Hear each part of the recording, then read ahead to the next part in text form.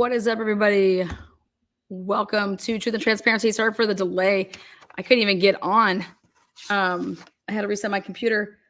So welcome. This one's going to be a good one. A good one for you. So again, I want those notifications. Click in. Welcome. Thank you, moderators. Again, subscribers, members. Those of you guys that are new, thank you for being patient. I've been on the phone all day, texting. My brain is fried. All right. I want to show you guys something really quick here. Take a look. We're going to be talking about Idaho State Police and informants. And we're going to be talking about a little issue going on in Idaho. And we're going to get down to the bottom of this. So let's do this. Take a look. What is up, lady in Boston? Did you change your name there? I see a little name change. All right, so just to make sure everybody knows what an informant is, it's when, say maybe you get in trouble, and in order to get yourself out of trouble, the cops would say, hey, you did this, we're going to give you, instead of us pressing charges against you, you can do this, and this for us. And you're not going to get in any trouble, right? That's what an informant is, okay? Drug informant. People could say that you're a confidential informant, but it goes a little further than that. It could be something like, okay, here, we want you to do some drug buys for us. You're going to go buy some drugs. We're going to give you the money. Yada, yada, yada. Next thing you know, it's like you're a rat in a way because you're setting these people up because they're going to get in trouble. So making sure everybody knows that's what we're talking about. Now, before we go into that, Brian Drake case. Brian Drake was shot in his office. That's what they say, that he was shot through a window in his office. We're going to go with the state's case. I'm going to go to the CAD notes here in a second. In these CAD notes, police officers were, canvassing the area. Hey, we see a car right there. Okay, run the plate. Hey, we see a car right there. Run the plate. And because you would think that, hey, there was 2 gunshots, or there was 1 gunshot. Somebody was shot. Did anybody see anything? Anybody hear anything? But if we can go ahead and talk to these people that have their cars parked right here, it's going to be very, very beneficial, right? That we can follow up and say, hey, what were you doing in the area? What did you hear? Why were you there? Type of thing. Thank you there, Cold or Covered, member for 9 months. I think that's a baby. Woo! Baby time. So then I have a huge question with why would you canvass and even, run these plates or whatever and never talk to the people, right? Never talk to the people. What I mean by that is, let's take a look.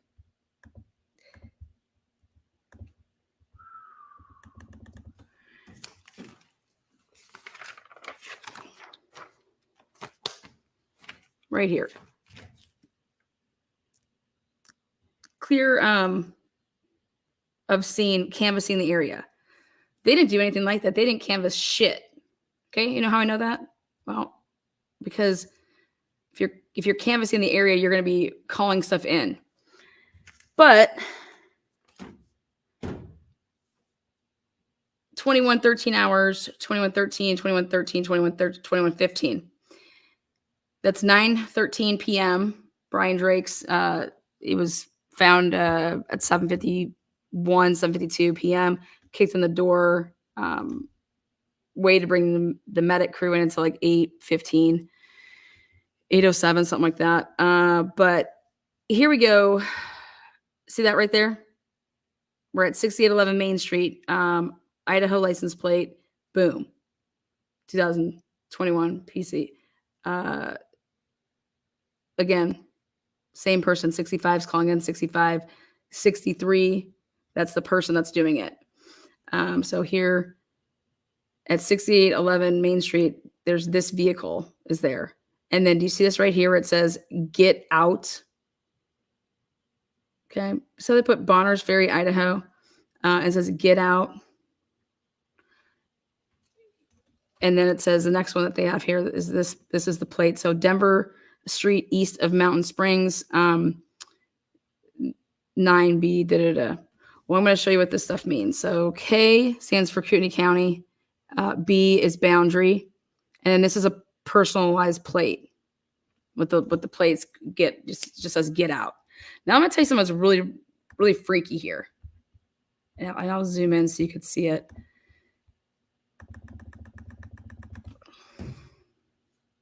Okay.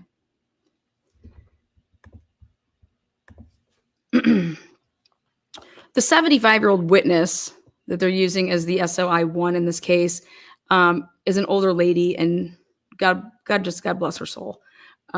She's going to struggle. She gave some story how Dr. Drake was on his way into the office back in the spring of 2019, and she had the first appointment that day. So they kind of walked in together because they were both coming from the parking lot.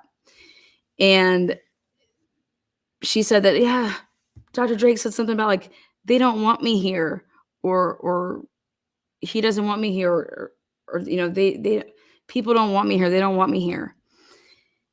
And now what are the odds that this person is going to come forward and say that this transpired when they were walking in back in the spring of 2019? And I found the date, and I found her first appointment for the day that day. And that in the parking lot, there would be a car with personalized plates that say, get out. The fuck? Isn't that wild? That's wild to me. But so much so, like, okay, whose car is that? Whose car is that? Whose car is this?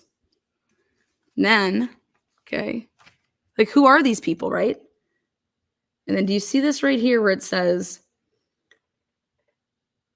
request, return on the 9B. See that? You're requesting that be printed out along with the mail RO's return photo and sent to 62. Okay. And 62 is Marty Ryan, assistant police chief. 63 here that's doing this is Willie Cowell. Okay. Willie Cowell told Jennifer Drake that he wasn't even working. Like, then he just got in on the case in the morning of 3/13. Well, that's not true.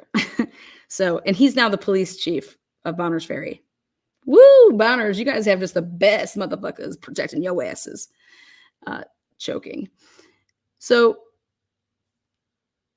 but they wanted this right here.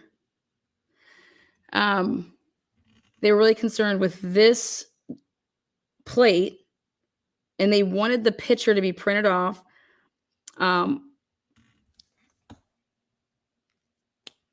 Picture of who the driver's license of the person that it's, that the car belongs to.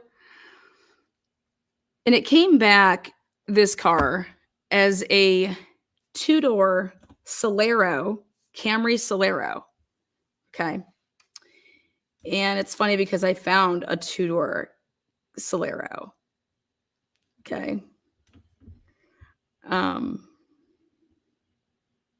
But this vehicle is actually registered, like that plate is actually registered to a Daniel Leonard out of Naples, Idaho. And motherfucking Daniel Leonard, come on down. Can we talk? Because I don't know. Bonners Ferry didn't seem to think that it was important to have a conversation with you. But yet they're printing off all your information in a picture and sending it to the assistant police chief. Okay. And they were doing this at 10:54 p.m.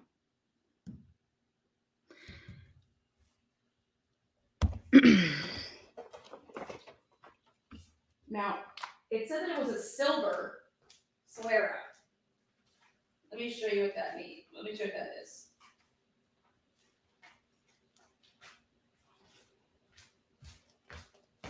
Let me show you what I found. Woo! What's that, bitches? What's that? Hi, guys. Lana, you just rock. Well, this would be a gentleman who is Middle Eastern descent, with a facial hair, okay, a little chunkier in the middle, with a none other than a Solero, 2-door, okay, 9B. And so I started to think about life a little bit. And I said, let me show you.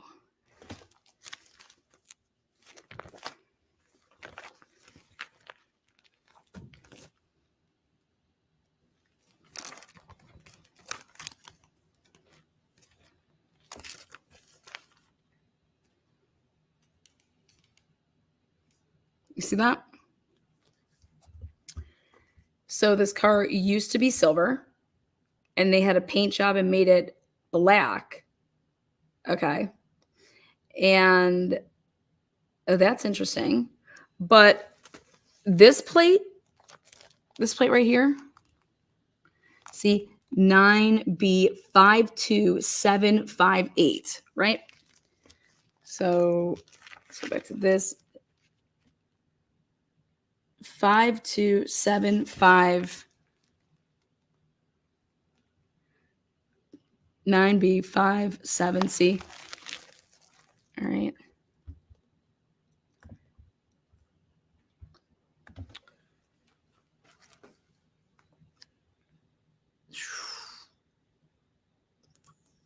See, 52758. Now watch this. 572.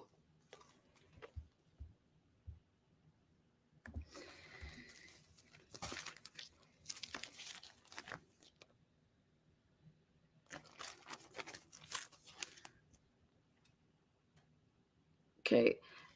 That's Victor Ponce. Victor Ponce.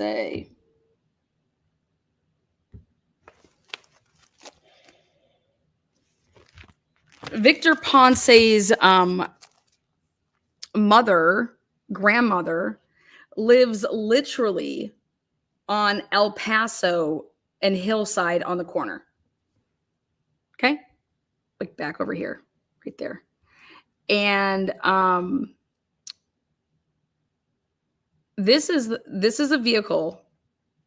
Isaac Funderburg says he tried to describe what he thought was like a black Impala, a black sedan. Okay, but he's like, it's the car that has like the slanted, like the slanted window, in the back.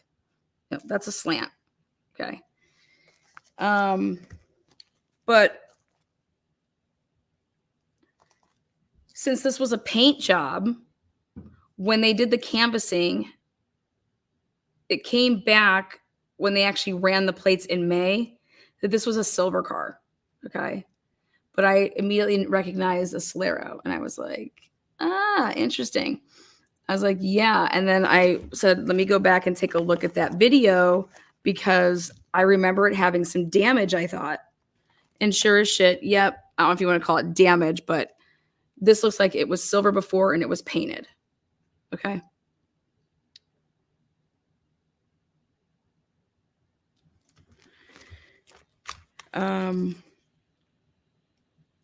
Now, Ponce is related and at the time ran the Les Schwab and did all the cameras.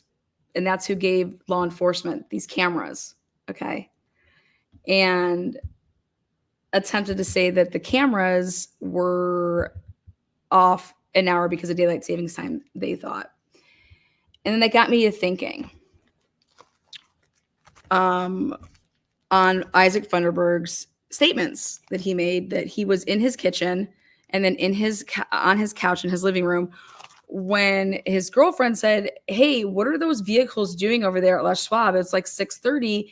And they're like, something's weird or something. They had their lights on, that's flashing into our up towards our apartment, blah, blah, blah. Well, I said 6:30. I said, wait a second. I got Isaac Thunderberg driving all over Bonner's Ferry, at 6:43.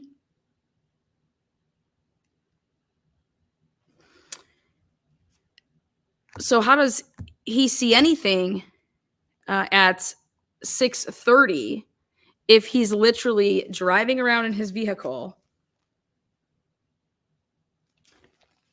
at 6:43, out and about? And then he told the detectives that he didn't get in his car, that, he was just chilling there watching TV. And then he decides to go downstairs outside and put license plates on his girlfriend's new vehicle that she just got. Again, this is just all lies. All right. So I'm just catching them in these lies, but I'm like, how the fuck can't law enforcement do this? Right. So now you would think that this man was interviewed. Fuck no, he wasn't interviewed, but he looks just like the eyewitness description. Like, I do believe it's Caleb Coco Nazara, but damn if he ain't close. Right. But this was the vehicle that I have flying through at 6:52, and it catches air basically out coming from the glass shop. And then that's where the truck is. And there was like a big old little meet and greet at that time. And then this car, what seems to be like this car is seen, flying to head back then north towards Canada. Again, way before the 7/26 alleged shooting time, which is not when Dr. Drake was killed, but that's what the state thinks that they can prove, but they can't. Because there's actually evidence that shows otherwise. So, like, how inept can you possibly be that you have your own stupid CAD notes here and you have all these license plates? Like, who do these belong to? Well, I said, fuck this. I'm going to do it. I'll tell you who these belong to. Because I want to see if they were ever interviewed. And the answer is, well, this is Brian Drake's, the K5 one. The Get Out, you know how hard that was to find that one? Okay, that's not an Idaho plate, motherfuckers. Okay, this Get Out is a Washington plate. Washington plate. We're going to come back to that one. And that 9B 500063. Now, what would be the odds? See this one here? That I would find that this vehicle literally is the same make and model as this vehicle, but it's just registered to a different person. Isn't that wild? How many freaking Soleros can there possibly be on the road that are 2002s that both were silver? Okay, again, one of them belonging to right here, Victor Ponce. He's the guy that I believe has a lot of explaining to do. But these were cars that were in the area. Again, right there, 6811 Main Street. That means that log vehicle at location, unoccupied, 63 clear. Because this one was at the Denver Street east of Mount Springs. Like, it was in the back of the church. Okay. This belongs to a female. Andrea Clark, how are you? Andrea Clark, has anybody come to talk to you and ask you if you heard anything that night since your expedition, your green expedition, was parked outside and you watch kids? You watch kids over there. Okay. They were having some church function going on. But did anybody go to Mountain Springs Church and interview any of these people, especially since you're going and taking down this license plate? Well, guess what? Andrea Clark was never interviewed. Okay. Andrea Clark never interviewed. The person Get Out, we're going to come back to that, but never interviewed. That's Brian's. And then this one down here, this, never interviewed. The fuck are you doing? First of all, where did this plate even come from? Where did this one come from? 6811 Main Street, Bonners Ferry. Advise. So the 63 at 1054, which is that's Willie Cowell. Advise. Requesting at 6811, so that's in Drake's parking lot. Requesting return on this plate be printed along with mail RO's return photo and sent to 62, which is to Marty Ryan. So we need to send a print off so that Marty Ryan could show this to somebody, right? Send me all this so I can show this. To who? To Isaac Funderburg, right? Because that's your eyewitness. And Aaliyah Sandlin, right? Now, at this point in time, in real time, the Bonners Ferry Police Department and the Boundary County Sheriff's Department are working the case when they find the body, and then up and until ISP gets there at 9 o'clock in the morning, then on the 13th. Okay. So on March 12th. So where is any reports that Isaac Funderburg was shown? What did you do with this? Where did this plate come from? Where was this plate? Was it at 6811 Main Street? Let me tell you something. Marty Ryan says, he didn't have his radio on him. Okay. He shows up in civilian clothes and a hat, and he doesn't have his radio on. So he's using his cell phone to like make calls to people.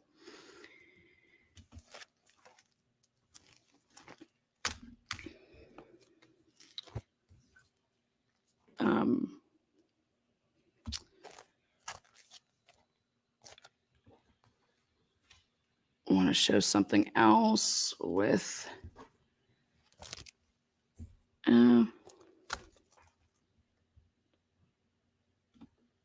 so the state wants us to believe that Brian Drake, just a recap here, was killed because Dan Moore tried to scare him by shooting a gun through a window. Okay. That just would happen to go through his scapula up here, and then pierce his the pulmonary, and then internally bled out and drowned in his own blood inside. Okay. And that this all happened because Brian Drake was sitting at his desk in front of the window, leaning over in a position that made it so that there was this downward striking of a bullet, looking like the John F. Kennedy bullet, so pristine. And the reason that Dr. Moore did this is because Brian Drake was losing patience. Well, Dr. Moore was losing patience to Brian Drake.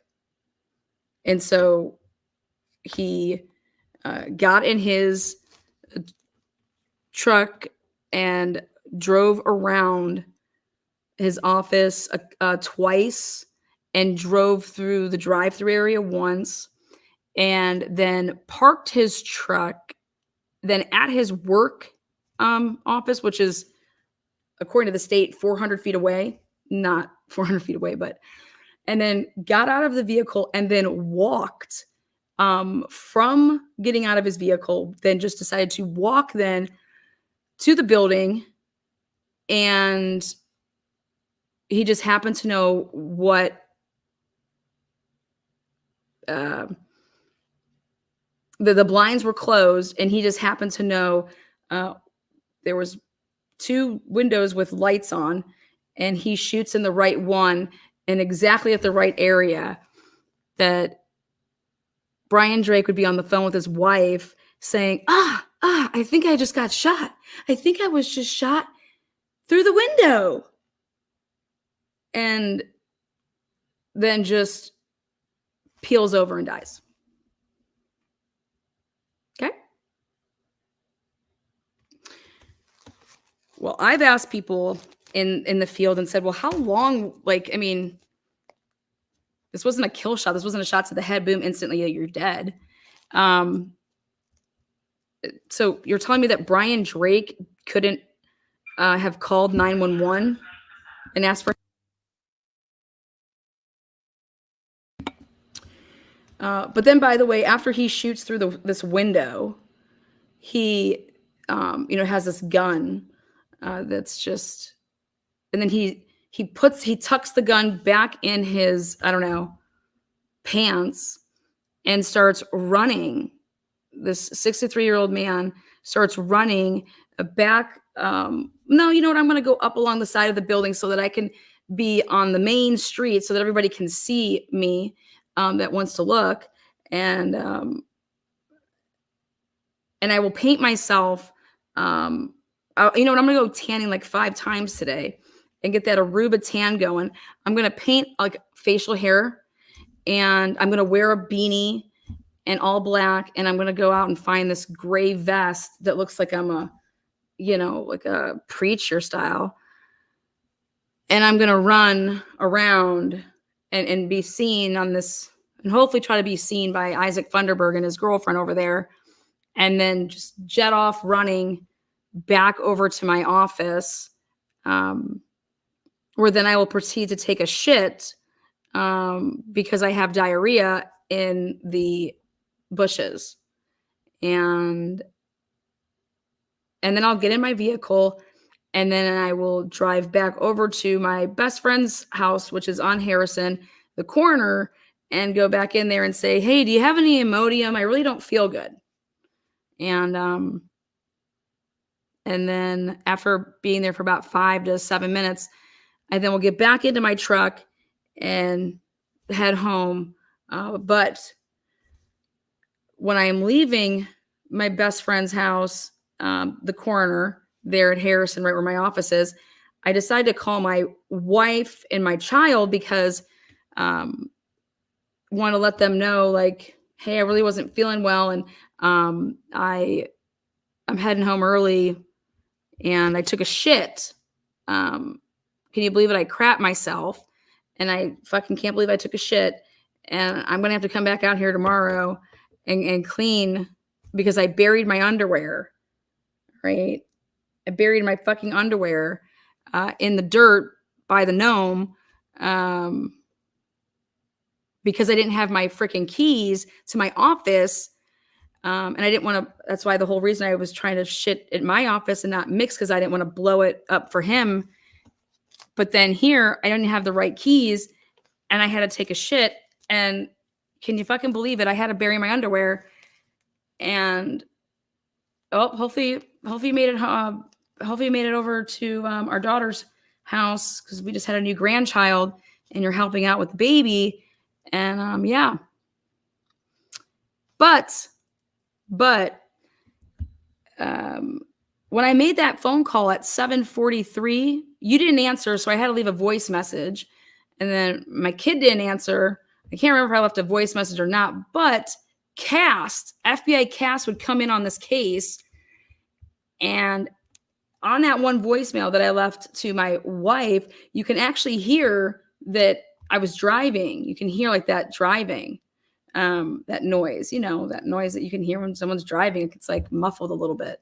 It's like when you have a Jeep Wrangler and you want to talk to your friends on the phone, you're like, why did I get this soft top? I fucking can't hear shit. Yeah, you guys know. So I was like, let me get that CAST report. Okay. So here, and I realized when I was looking at this CAST report, because the FBI is just so money with their work. Let's take a look.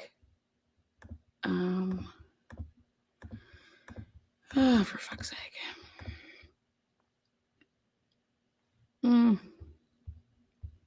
Well, the CAST report puts me making the phone call at 7:43 and 52 seconds, and another one at 7:45 and 50 some seconds.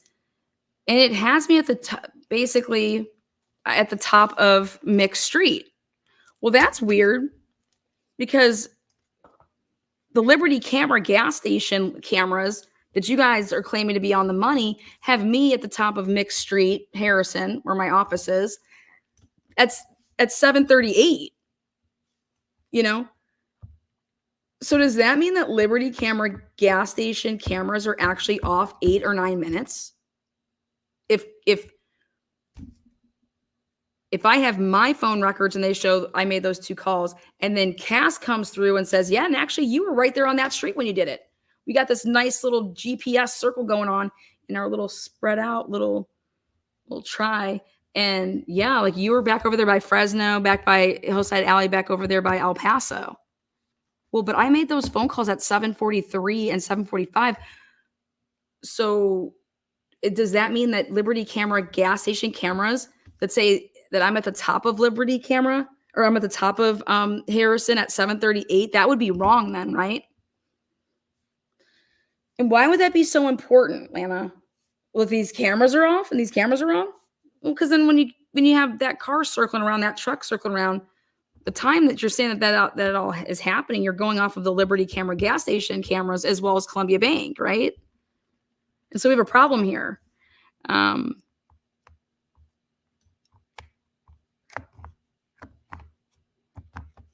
So could that be the reason that ISP does not want to use the CAST report? Because it totally royally fucks with the clocks then? It's probably a good reason why you wouldn't want to. But then I was like, wait one second. Maybe that's why they couldn't say that they were staging, and they never said that they were staging at 1937 hours, because they were actually staging at 1943, 45 hours. And that's why this is all fucked up, because somebody came through in this area of the CAD report and messed with it. Is that at all possible? Let's take a look. So where it is, so the CAD notes tell you what's going on.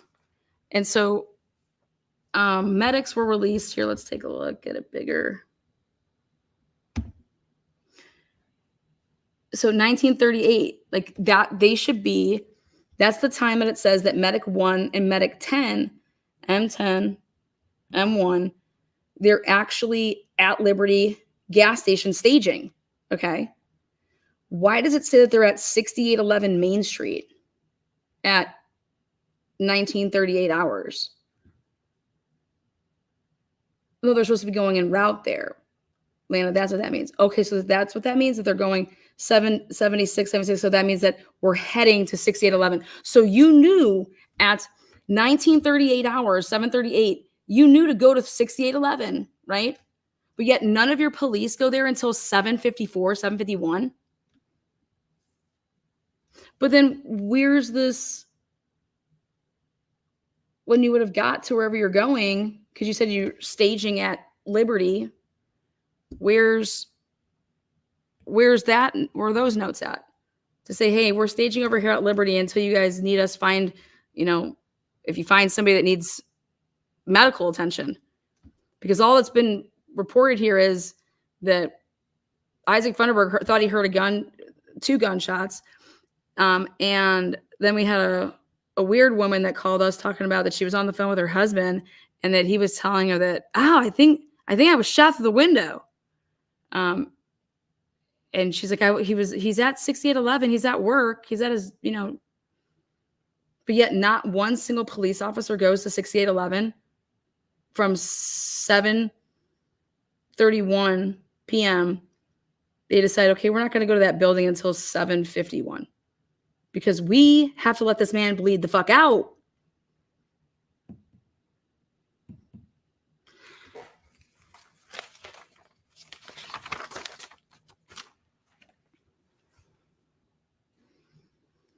Now maybe it makes sense as to why on 3/13/2020, 1937 hours, which is, there's no, why is M10 and M1 advising everybody that they're staging at Liberty Mobile the day after the murder, but at the exact time that they should have actually been staging on 3/12?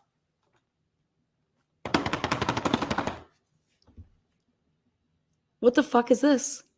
And so I call people that, because I got some serious questions, like what's going on here?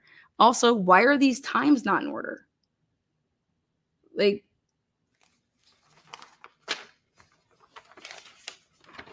and now I was told flat out, yeah, no, that's bad. Something's wrong. Something's really wrong. Like, for example, the beginning of it, look at 1934, 38, 38, 39. Oh, wait, 36, 38, 38, 39. And then you got 1940, 41, 47, 47, 51, 53, 54, 54, 56, double O hose, 2009. Oh, this is where it gets fucked up. Oh, look at this. See, 2009, 29. Oh, wait.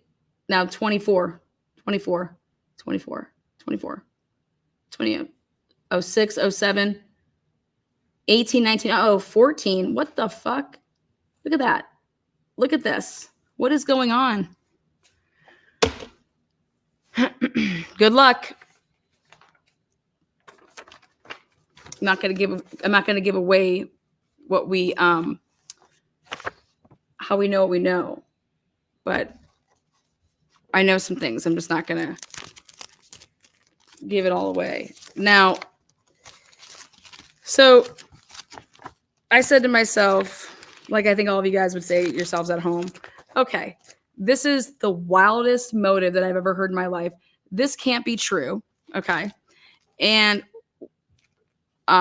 then wait, didn't the lady say she called 911? The wife? Yeah, she said she called 911. Okay. Well, why isn't it in her phone from her cell phone that she called 911? Well, wow, I don't know. Maybe she deleted it. Okay. Well, why does Kootenai County Dispatch not have a 911 call coming from that lady? Like the wife. Because she said she was in Hayden on her in her house. Why isn't Kootenai County I have every single 911 call made on 3/12/2020. And not a single phone call was made by Jennifer Drake. 911 to Kootenai County on 3/12. Wait, how's that possible? Well, it's very possible. She just didn't call 911. No, but she did. We have a recording of it. No, you do have a recording of something, but there's no chain of custody on any of the fucking shit that you have. Okay, so, well then Jennifer Drake told the police in an interview though that she called 911 and she said, oh, they asked her what time she called 911 in her interview. And she says, oh, I don't know. The 911 call's not here. And they're like, well, is that the phone that you use? Did you maybe call from like your landline? She's like, no, we don't have a landline. We don't have a landline. This is the phone I did everything with. And then they say, oh, well, do you care? Can we go ahead and download your phone? And she's like, yeah. Okay. So they download it, meaning that they do a Cellbrite. And that Cellbrite would come back and say, no 911 call was made. No 911 call was deleted. There is no 911 call from that cell phone. It doesn't mean that she doesn't call 911. And how she would have done this, which I won't give away my secrets, but there is no 911 call that cell phone made. Now, if you're law enforcement, are you guys seriously? This is Idaho State Police, Detective Van Leuven, District 1, Coeur d'Alene, and Gary Tolson sitting in a room, and they're just like, yeah, okay, that sounds great. Nothing to see here. No red flags. The widow says that she calls 911, says she's in Hayden, says she does it from this cell phone, and none of it is proven. And in fact, it's proven that it didn't fucking happen. Nope. We're going to go ahead and tell the Omaha people over there, which get your $1 million lawsuit or your $1 million life insurance policy, hey, yeah, she's being really cooperative, so just go ahead and give her the mill.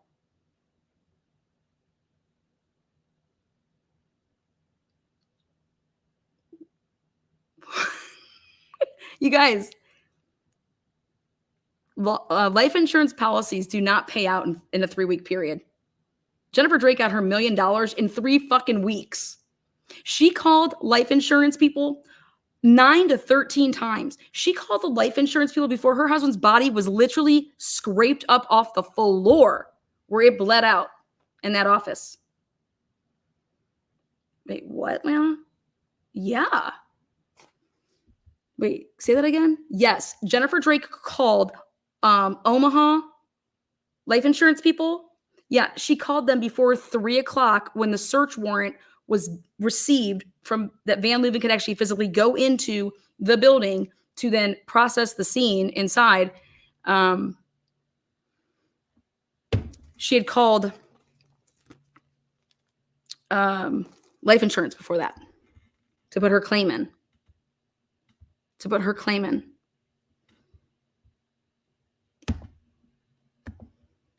Wait, what? Lana? I swear to God, guys. Okay.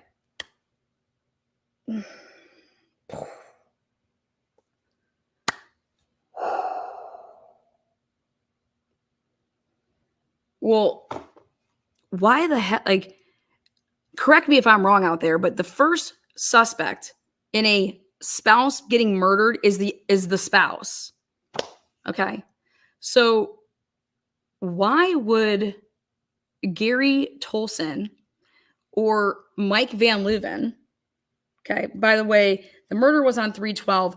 The first time that Idaho State Police detectives talk to the spouse of the victim there, Jennifer Drake, was on 3/16. 3/12 was the murder.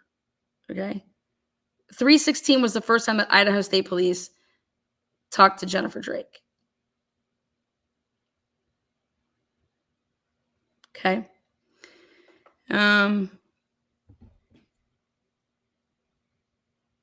Well, so then my next question is how the hell did Detective Van Leuven write up a probable cause affidavit for the arrest of Dr. Moore and write in it and says that Jennifer Drake was in Hayden at the time that she made her call? Well, how did you determine that? How did you determine that, Detective Van Leuven? How did you determine that?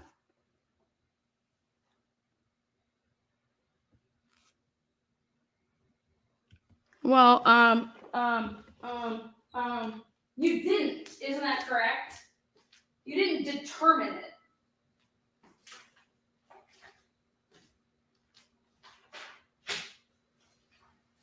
Let's see.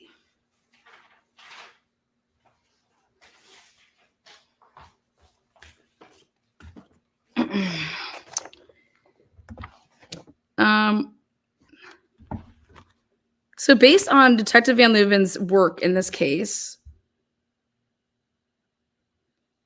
let's see how I would pin his tits to the wall. Detective Van Leuven, Dr. Drake on 3/12/2020, you said spent the day seeing patients. In your report, did Dr. Drake go anywhere that day for lunch or anything like that? Well, I don't know.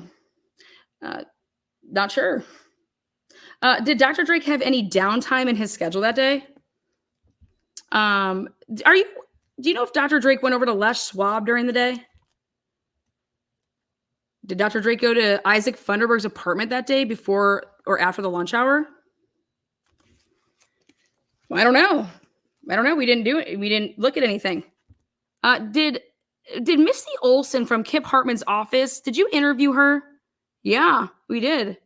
Okay, and in that interview, it was recorded, wasn't it? Yeah, it was. Okay. And didn't she state in her interview that she actually went over to Dr. Drake's office because they were in the same building?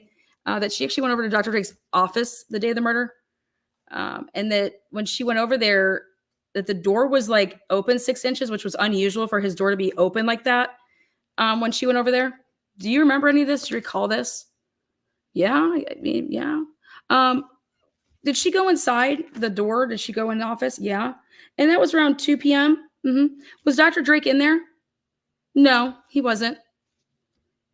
Okay. Now, so then you don't know where Dr. Drake was during the day. You couldn't tell all the spots that he was at on 3/12/2020 or who he was hanging out with or anything like that, right? Did you look at any location data on Dr. Drake's devices to see if he went anywhere on the day of the murder? Now, you're familiar with a guy by the name of Alan Schleff from the Boundary County Sheriff's Department. Did you receive a body cam from him in a report? Yeah. Do you recall looking at that body cam? Yeah. And he was the one that cleared the building after finding Dr. Drake lying on the floor. Is that correct? Yeah. Yeah, it is.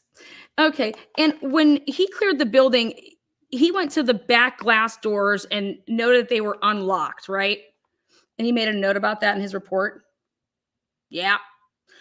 And then in his report, did he note that the blue front door was also unlocked in the front of the building? Did he note that in his report? Did you watch the body cam? Did you hear him say, and did you physically see that he just opened the door and it was unlocked? Okay. Now, did you happen to ask Missy Olson if it was unusual for that front door, that blue door up front of the building to be unlocked? No, we didn't ask her about it. Did Missy Olson tell you that she checked the door before she left work that day and that it was locked? So you didn't think it was important to ask Missy Olson about why the front door of the building was found unlocked on the night of the murder of Dr. Drake? To ask her if he routinely used that door ever.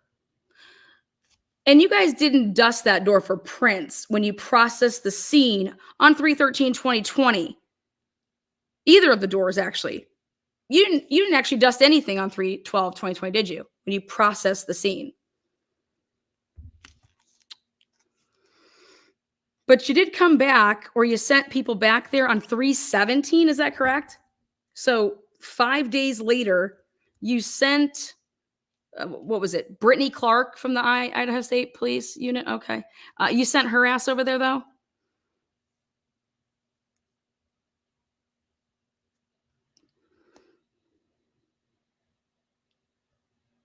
To dust the blue door and the glass doors, right? But they couldn't get anything, right? 5 days later, though, right? Now, Detective Van Leuven, how did you determine that Jennifer Drake was home in Hayden, Idaho, when she called her husband at 6:42 p.m.? Well, she told us that. Duh.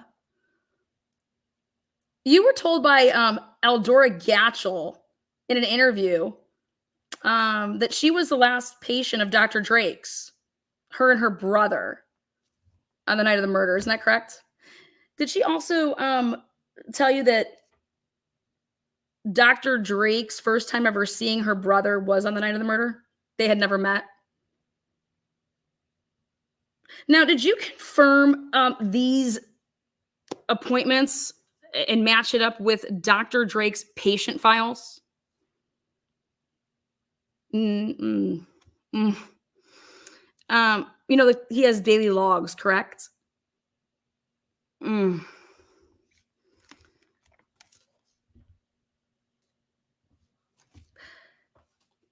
it true that there is no patient file for Caleb Kakoa Nazara? And isn't it true that Caleb Kakoa Nazara is nowhere on the daily log as going to be having an appointment, that of a new patient appointment in the logs anywhere? Was that like a routine? Was that routine for Dr. Drake to not take in new patient files and to not schedule new patients and put that on his logs, just not write it down? Isn't it true that he's such a tightwad with money that he makes sure that every damn dollar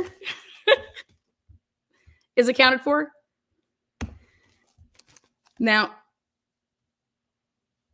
did you happen to ask Eldora Gatchel how she paid that day for her appointment? Did you happen to ask her brother? Oh, that's right. When you interviewed Eldora, Caleb, Eldora's husband, Dave, and Eldora's niece, was that all together around the living room fire? You guys were all in the same place at the same time, and everybody was just talking at the same time, more or less, right? So you didn't separate anybody. Like, there was just, okay. And did you happen to ask her brother how he paid that day? And during your investigation, how did Dr. Drake take money in? Cash, pay anywhere now, like an app swipe card, and checks. Is that right? Okay. And you didn't cross-reference and ask Eldora to show you any receipts or check with pay anywhere now to see if her card was charged, right? So you don't know if she paid for that service. Now, you found money, though, in Dr. Drake's office, correct? You found 6 $100 bills. Is that correct? And Dr. Drake put it in his daily log that he took in $1,250 that day. So that would mean that there should be $650 worth of swipes to go with the $600 in cash, right? To then make up the $1,250. Isn't that correct? Okay. Did you go ahead and check on that to see if that is what was totaled out? No. Now, did you see a drawer with any change? Like, every single patient it was $50 per visit. They just paid with a $100 bill. But how did they get change back? Like, did he have a stack of 50s or some 20s and 10s that he was passing back?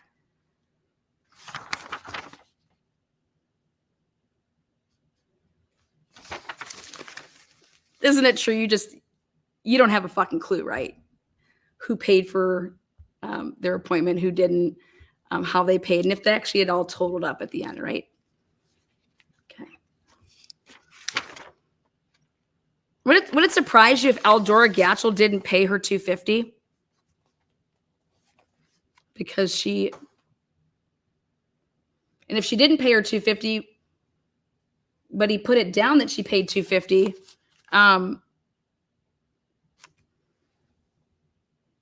why would you say that would be the case? Like, how?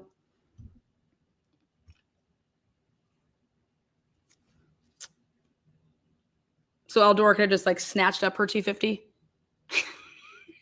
after she knew that he was going to be no longer living and pieced out. Just fucking with you guys on that last one. Now, you stated in your probable cause warrant that Dr. Drake called his wife at 7:17 p.m. from his cell phone to her cell phone, meaning Jennifer Drake. Isn't that correct? How do you know that Dr. Drake was the person who made that phone call? How did you determine that Dr. Drake was the person? I know that you determined that, hey, this phone has a call that's outgoing and this phone has a call that's incoming, right? And they're communicating with each other.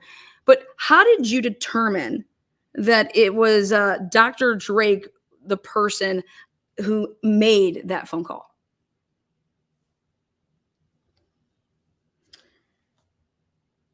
Well, because Jennifer Drake told me. Isn't it true that Jennifer Drake was the one that told you that when she was on the phone for that 7:17 p.m. phone call that she was talking to her husband? So that'd be hearsay, right? And just to be clear, Eldora Gatchel never told you in any meeting or interview that when she was leaving to head home, that she witnessed Brian Drake take his phone out of his pocket or off the table and start dialing up, and that he was on his cell phone and that he was talking to his wife. She never told you that, right? She didn't see him pick up the phone and call, right? So the only person who told you that it was Brian Drake on the other end of that call at 7:17 p.m. was Jennifer Drake, right? Now, how did you determine, Detective Van Leuven, that Jennifer Drake was the person that was on the other end of her cell phone at 7:17 p.m.? It was only Jennifer Drake's statements, isn't that correct? You didn't talk to Jennifer Drake's daughter at any time during your investigation, did you? Did anyone talk to Jennifer Drake's children in the days, months, years after the murder? Now, you are aware that Jennifer Drake told the media that her daughter was sitting right next to her when she was on the phone with her husband when he got shot, and that she then had to hang up and use that cell phone to call 911. Aren't you aware of that? Okay. Now, how did you determine that Jennifer Drake was in fact in Hayden, Idaho at the 7:17 p.m. 3/12/2020 phone call? Did you ask Jennifer Drake for her home security camera? Were you even aware that the Drakes had a home security camera? Isn't it true that you never went and got that and looked at that?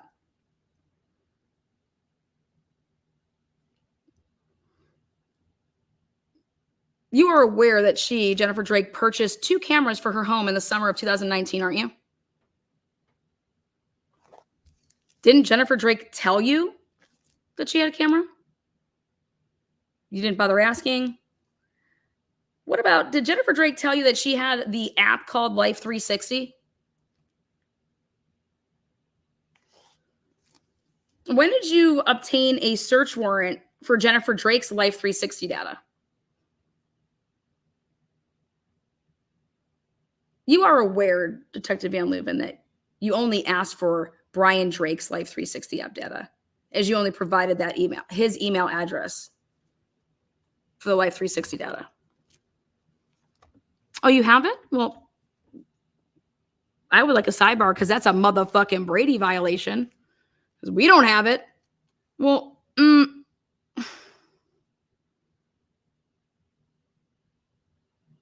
you obtained in your investigation Google search warrants, isn't that correct? And so you provided Google with email addresses, isn't that correct? And this would only track the person's phone, okay, not track the physical person, right? We're not chipped, are we, Detective Van Leuven? Okay. And what about Brenner Drake's cell phone? You are aware that Jennifer Drake and Brian Drake got their son a cell phone? Nope, you really aren't aware of that, are you? Because you did not go and get those records, did you? Now, how old was Brenner Drake at the time of the murder? 17? And so you had another 17-year-old that was a person of interest. So Brenner Drake wouldn't be too young to be a person of interest, right?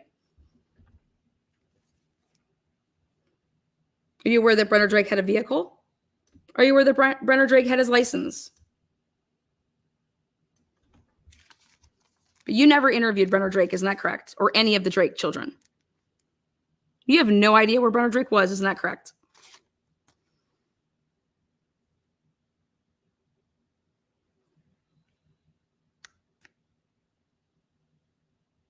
Were you aware that Jennifer Drake was with Brenner Drake on 3/12/2020 for lunch that day?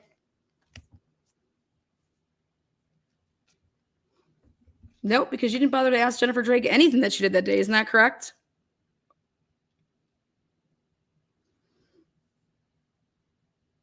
Well,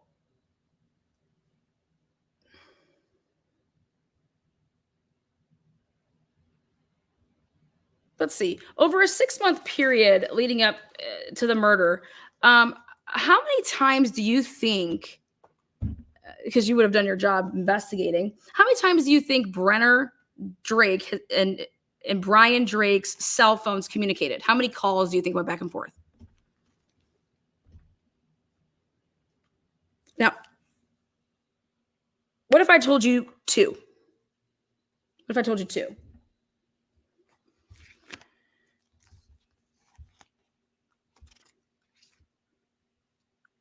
Isn't it true, Brenner Drake? You looked at Brian Drake's phone records, right? Very rarely any text messages and phone calls, correct?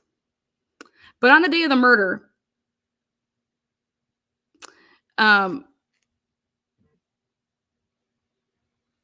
Brian Drake's cell phone would call Jennifer Drake's cell phone at 12:44 p.m. Isn't that correct? And those 2 phones would communicate for 3 seconds. And then immediately after that, Brian Drake, his cell phone, calls Brenner Drake's cell phone. Are you aware of that?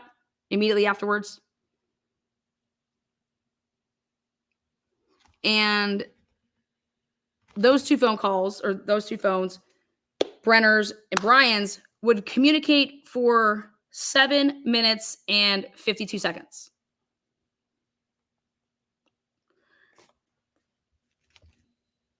And since you were aware that, or whether you weren't aware, it doesn't fucking matter, that Jennifer Drake and Brenner had lunch together that day, is it at all possible that Brenner's cell phone and Jennifer Drake's cell phone, is it at all possible that when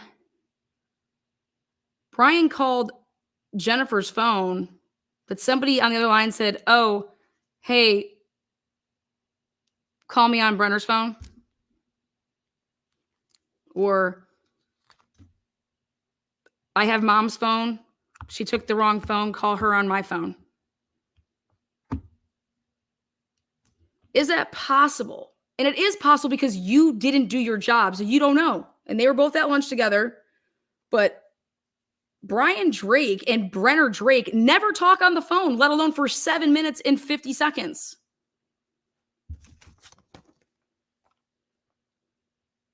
So it is possible that Jennifer Drake and Brenner's cell phone, they swapped those 2.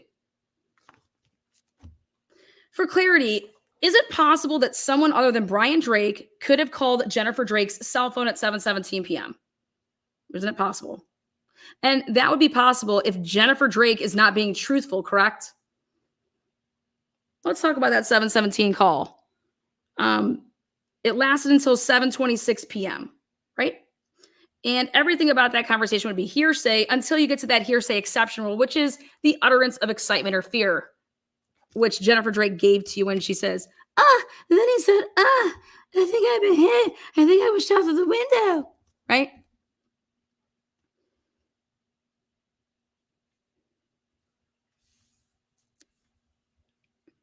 And you're saying that the time of the crime was just 15 seconds before the phone call would have ended due to Jennifer Drake's sole statements, right? No investigating. Like, there was nothing that's, when you went ahead and investigated that or tried to corroborate that, you're solely only able to say that Brian Drake was shot right before 7:26, and you put it in your reports. The best time to go off of this crime is right before Jennifer Drake hangs up the phone.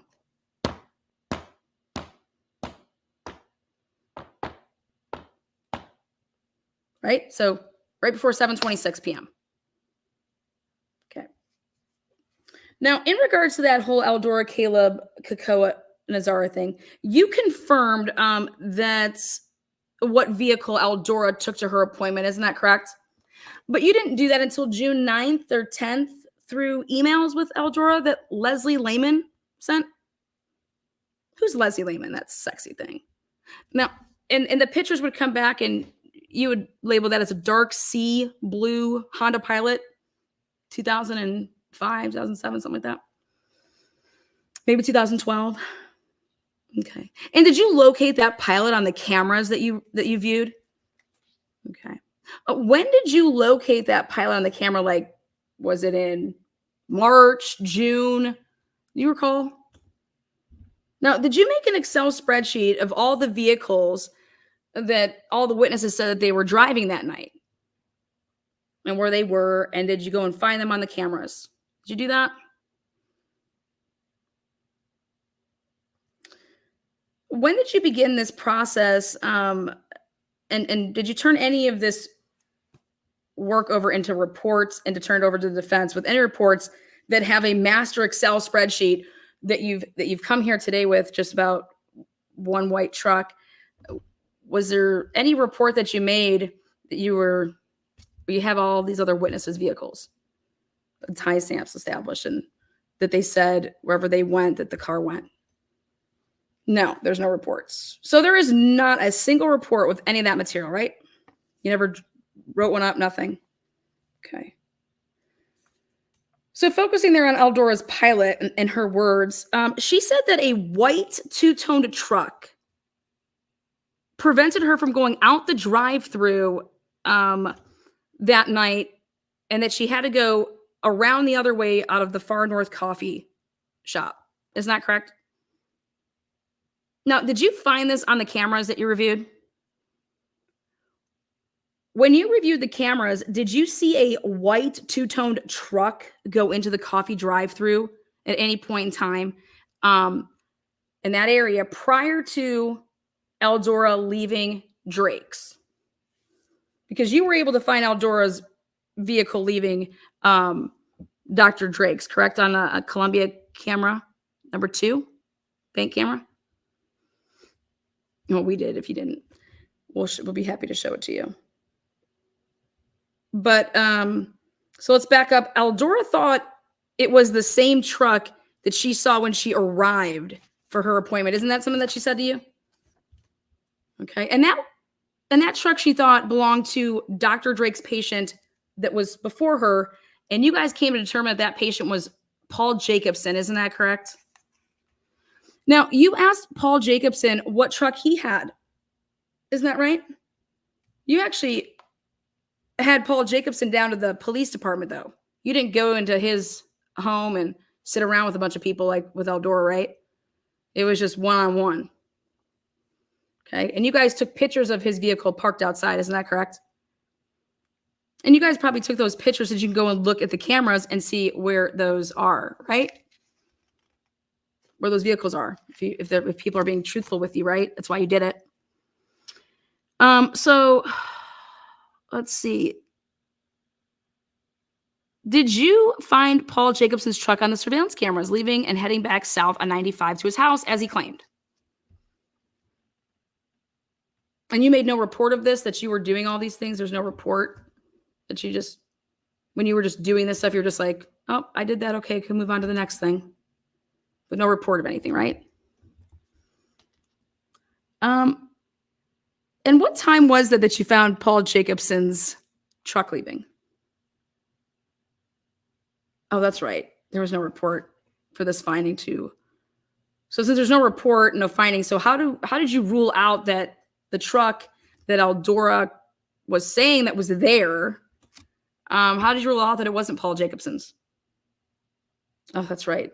There's no master Excel spreadsheet. You didn't put anything like that together. Whoo, okay. So perfect. Now, did you find Paul Jacobson's truck arriving? Well, no. So you didn't do any of this, right? So then you can't rule out a goddamn thing when it comes to Paul Jacobson's truck, right? Or if you did, how did you rule it out? Now, you attempted to tell my client here on August 27th, 2020, when you were interrogating him, that it was his white truck that was blocking Eldora Gatchel from being able to leave out the drive-thru. Isn't that right?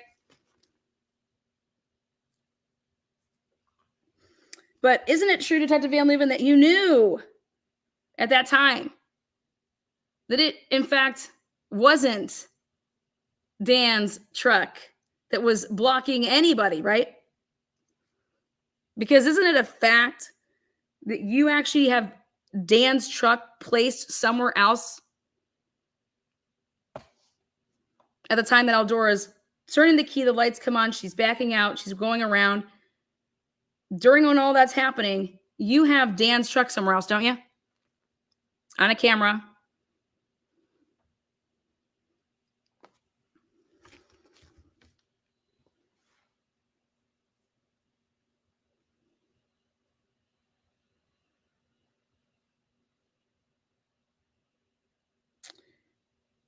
And since you knew this at the time of writing the probable cause affidavit, would you say that you misled the courts when you said and tried to say and lead on that that would have been Dan Moore's white truck?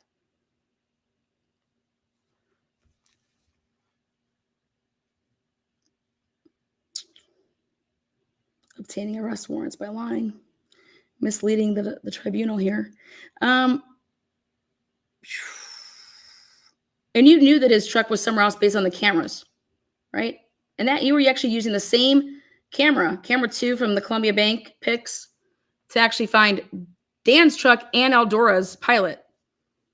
You could actually use, and then you would use the Liberty camera gas station to further produce proof that Dan Moore's alleged truck was somewhere else, right? So you knew that Eldora saying that she couldn't get around because there was a truck there, so she had to go a different way. You would have known that that wasn't Dan's, right? Because you have proof of the car, the truck that you think is Dan's. You have proof through other surveillance cameras that it's not, right? So I have to ask you this.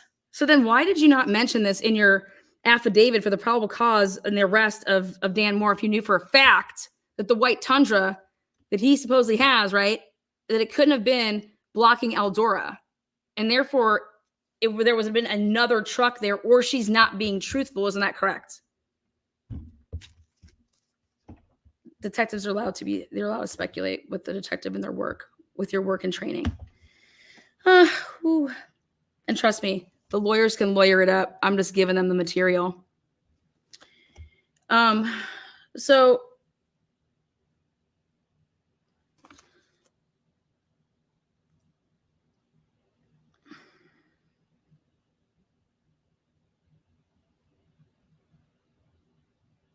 So if you look at page 3 of your PCA at paragraph 6, isn't that where you claim that based on the facts that you knew, that this PCA has both facts for the courts to find probable cause and facts that would support not finding probable cause? Isn't that what that line says? So wouldn't this have been a fact that you should have concluded, because it is a fact, and it would have actually support not finding probable cause?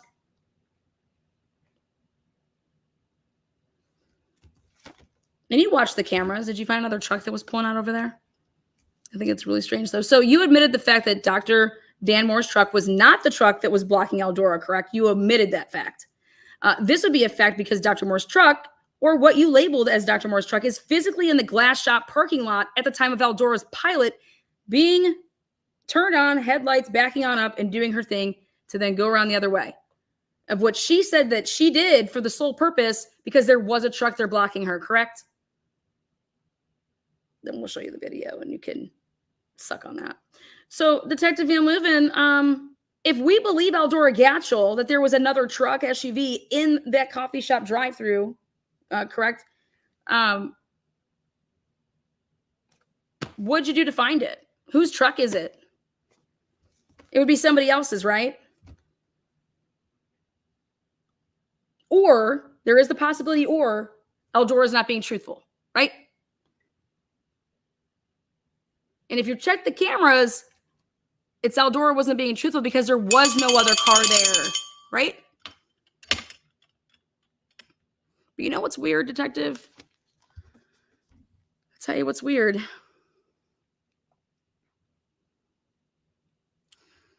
Now, you interviewed Paul Jacobson, right? The big guy that was before Eldora. And you recorded that interview, isn't that correct? And you did that interview on March 17th, 2020, which would have been just a few days after the murder. And was that before or after you interviewed Eldora Gatchel? I think they were just off by what, a couple, like 24 hours? Okay. And by the way, where did Eldora Gatchel say she went after leaving Dr. Drake's for her appointment after that? Oh, she said she went to the Super One grocery store. Isn't that correct? And she told you that on what, March 16th or March 19th when she had that appointment, that interview? So right on early in the investigation, Eldora Gatchel tells you that she went to Super One grocery store after she left Drake's, right? And did Eldora tell you where she went where she was before she got to Dr. Drake's that day? Did she tell you that? Yeah, she did. And she told you that she went to the airport to pick up her niece. Isn't that correct? Okay. Mm-hmm. And Eldora's niece is 38-ish and a fucking bombshell, isn't she? She's a good-looking lady, isn't she? I'll be leaving that part out. But Eldora told you that her niece wasn't feeling well. So after she picked her up from the airport, she said that she then dropped her off at Eldora's house, and then her and her brother proceeded then to Drake's for the appointment, right? Okay. So now going back to Paul Jacobson's interview, do you recall Paul Jacobson telling you that when he left his appointment, he goes out into the waiting room and sees two individuals. One is recording the other one playing a ukulele. Do you remember that? Yes, I do. Yeah. Okay. And do you recall then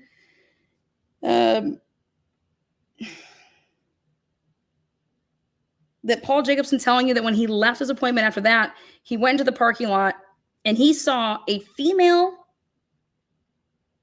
who was pulling in and driving what he thought to be an SUV of some sort. He couldn't remember the color though, but it looked like it could have been the daughter of the woman inside. Do you recall that? Do you want to see your report? Would it help your recollection, motherfucker? Oh, okay, here you go.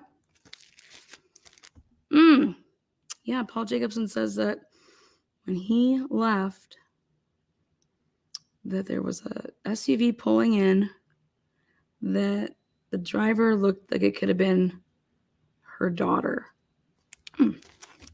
Yeah, okay, I'm refreshed now. Okay, so do you recall that? So according to Paul Jacobson, another vehicle was approaching Dr. Drake's, and this vehicle had a female driver in an SUV that looked like it could be the daughter of the woman he just saw in Dr. Drake's office. Isn't that correct? Detective Van Leuven, did you ask Eldora Gatchel if she owned any other vehicles besides the Pilot? No. Why would we do that? So it's possible that Eldora's niece came in a different vehicle. Isn't that correct? Or it's also possible that Eldora's niece, since they were running late for that appointment, that Eldora's niece dropped them off and then she went to go do something. If she had, hey, I'm going to go get, God, I don't feel good. Let me just go get some Tylenol. Or, God, I could really use a fountain Coke. But here, I'm going to drop you guys off. Like,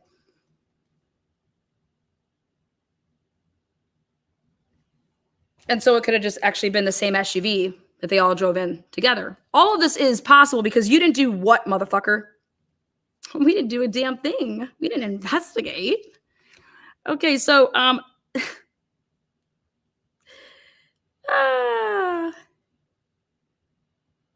Detective Van Leuven. Now, Eldora took a video of the victim right before his murder. Isn't that correct? And that video was of Caleb Coco and Azar, her brother, playing the ukulele, right? I would ask that we play that. Can you go ahead and identify? Yeah, that's what you got. Okay. Now, then what time did that video, like, is there some data behind that? Like what time it started, how long it lasted? You guys didn't mark any of that in your report, right? Like we don't even fucking know, right? Okay. But I want to play that again for you right there. I'm going to pause it right there. Boom. Do you see? Can you identify the bag on the table there? Is that a laptop bag? Now I'm going to show you some of your photos that you took from when you actually went there to process the scene at 3 and get in there. Um, and that laptop bag that's on the table right next to Caleb, Coco, and Azara there, that wasn't in the office when you guys entered at 3 p.m. on 3/13/2020, right? Okay.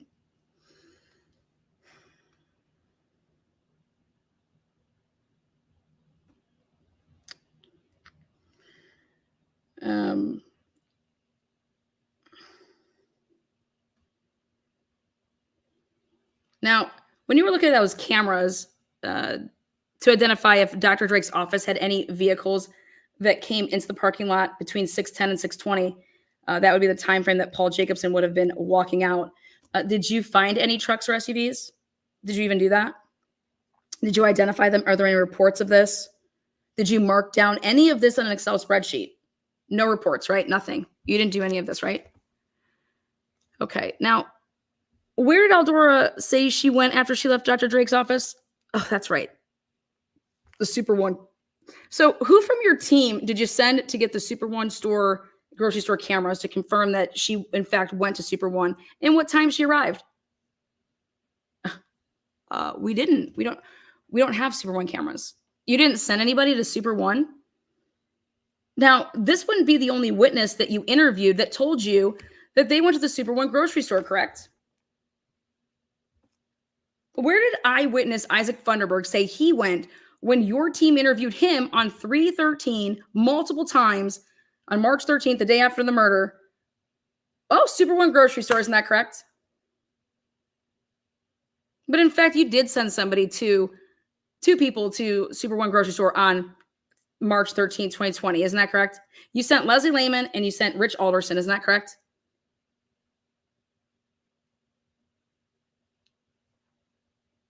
Are you not aware that Rich Alderson and Leslie Lehman went to Super One on March 13th, 2020? Are you not aware of that? Are you not aware that they had an interview with Stephanie Butler at Super One? So you're telling me that they went to Super One and didn't ask for cameras?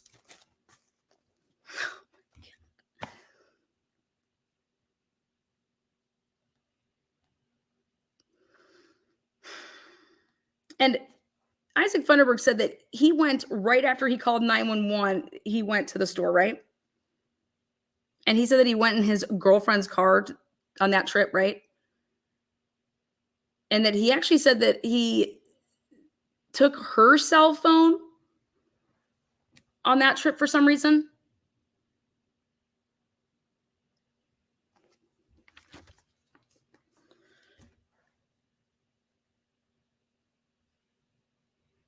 Did you ever ask to see Isaac Funderburg's physical phone? Did he even have a cell phone?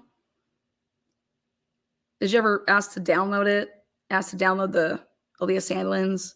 Did you ask to see any, hey, can we see your phone? Did you guys make any calls during that time frame? Did you guys text anybody? No.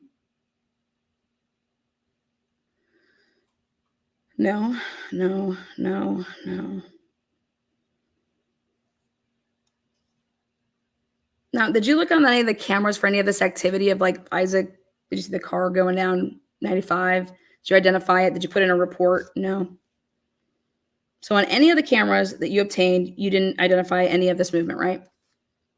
And now, wouldn't this be another really good reason to go to Super One and get the cameras from Super One to confirm Isaac's story, Eldora's story? Because isn't it true, Detective Van Leeuwen, that based on Isaac Funderburg's statements and Eldora Gatchell's statements, that those two individuals would actually be at Super One at the same exact time?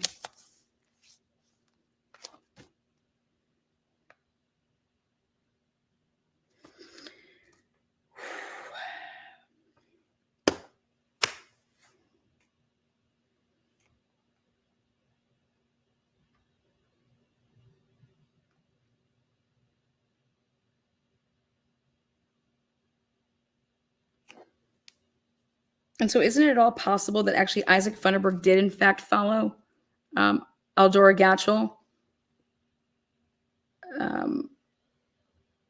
and Caleb Nazara, and that's actually why he went to the Super One grocery store? And that he was able to identify exactly what Caleb Nazara was wearing because he saw him actually at the grocery store? Is that at all possible? All of these things are possible, right? Because you didn't eliminate anything because you didn't do your fucking job, right? Now, backing up, Isaac Funderburg is your eyewitness, and he described the person he saw running away from Brian Drake's office behind the brush and heading up towards the glass shop, right? And he identified what he was wearing. A beanie, correct? All black, correct? Dark skin, like Middle Eastern man, correct? And like a gray vest on and facial hair. Okay. Detective Van Leuven, does Dan Moore fit any of that description?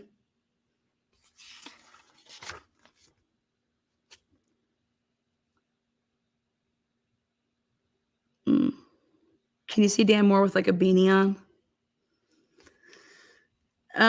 And you didn't interview anybody from or you are claiming, because there's no reports of you interviewing anybody from the glass shop, anybody from the stores up top of the glass shop, anybody from the coffee shop, right?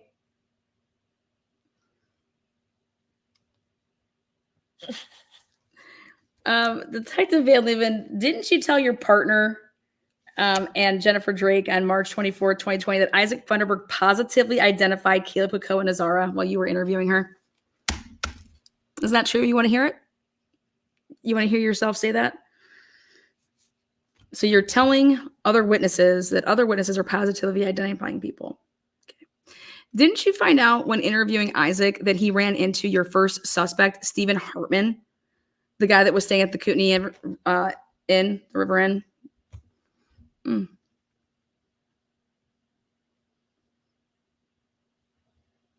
Oh, and based on the timestamp of Caleb Nazara and Eldora Gatchel pulling out and leaving, that has it at 7:17 and like 10 seconds. Isn't that correct? And so isn't it possible that Eldora Gatchel, Caleb Nazara, or the niece could have pressed Brian Drake's phone and hit the call button to send out a call? Is that possible? Yeah, that is possible, isn't it?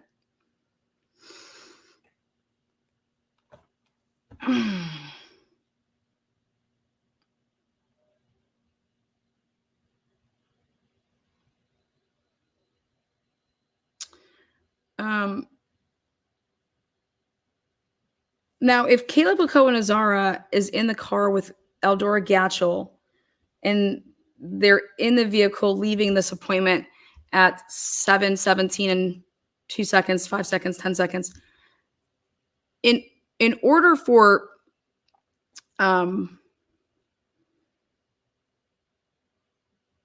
Isaac Funderburg to have seen this man, it would have had to have been before he got into the vehicle at 7:16 and like 50 seconds or something like that, right?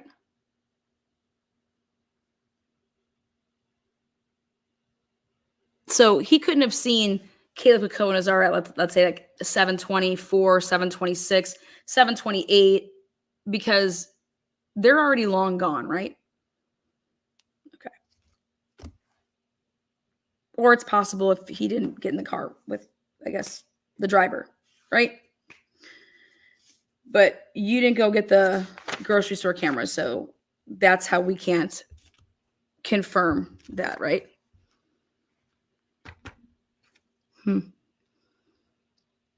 Or did you go and get him and you buried him? Just a couple more questions here.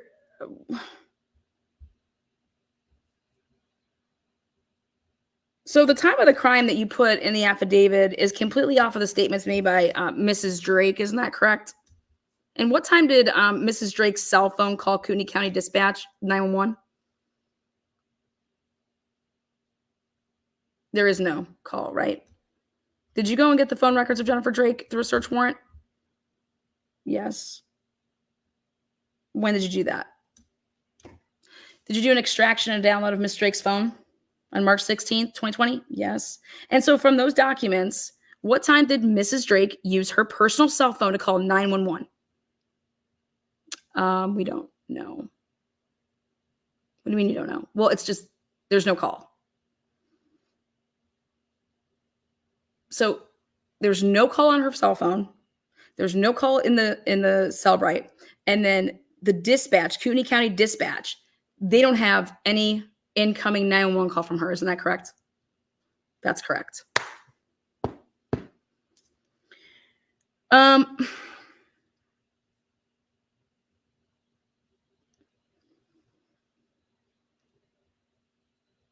Isn't it true, Mr. Detective Van Leeuwen, that you knew as early as March 16th, 2020, that Mrs. Drake's personal cell phone did not call 911?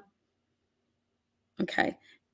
And did you speak with the Kootenai County Dispatch folks to, when you would have known that, to follow up with them? Where's there a report of you doing that, of going and talking to anybody from Kootenai County Dispatch? There is no report, correct? So to obtain the CAD notes from Jennifer Drake's 911 call that she made, did you ever do that? Is there any report of that? Isn't it true that there are no CAD notes from any call made by Jennifer Drake to Kootenai County Dispatch on 3/12/2020?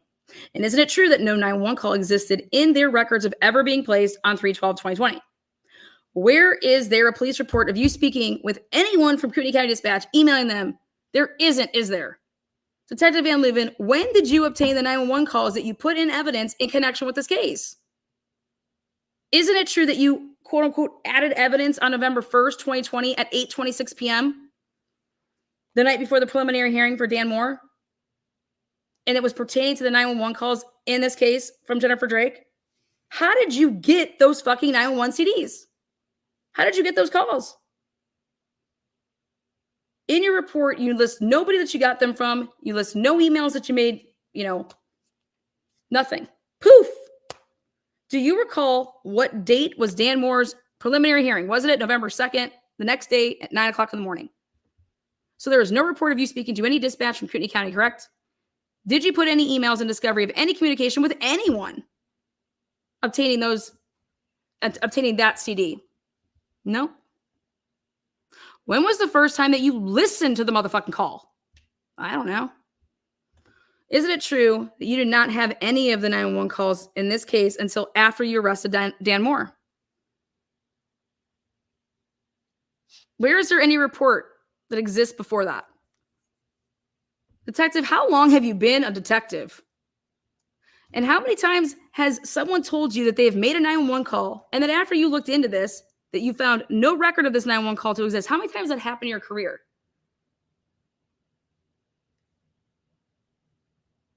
And so when somebody told you that they called 911 and you did your homework and you saw that they didn't call 911, not with that phone, there is no 911 call, do you think that that's a problem? Mrs. Drake didn't have it in her phone records, right? Kootenai County didn't have it in their logs. And Mrs. Drake's phone extraction did not have it, correct? So then how do you explain, Detective Van Leeuwen, how do you explain that?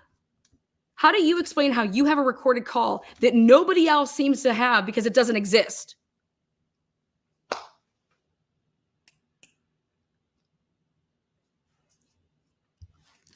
Is it possible that Mrs. Drake used a different device to call 911? Is that at all possible?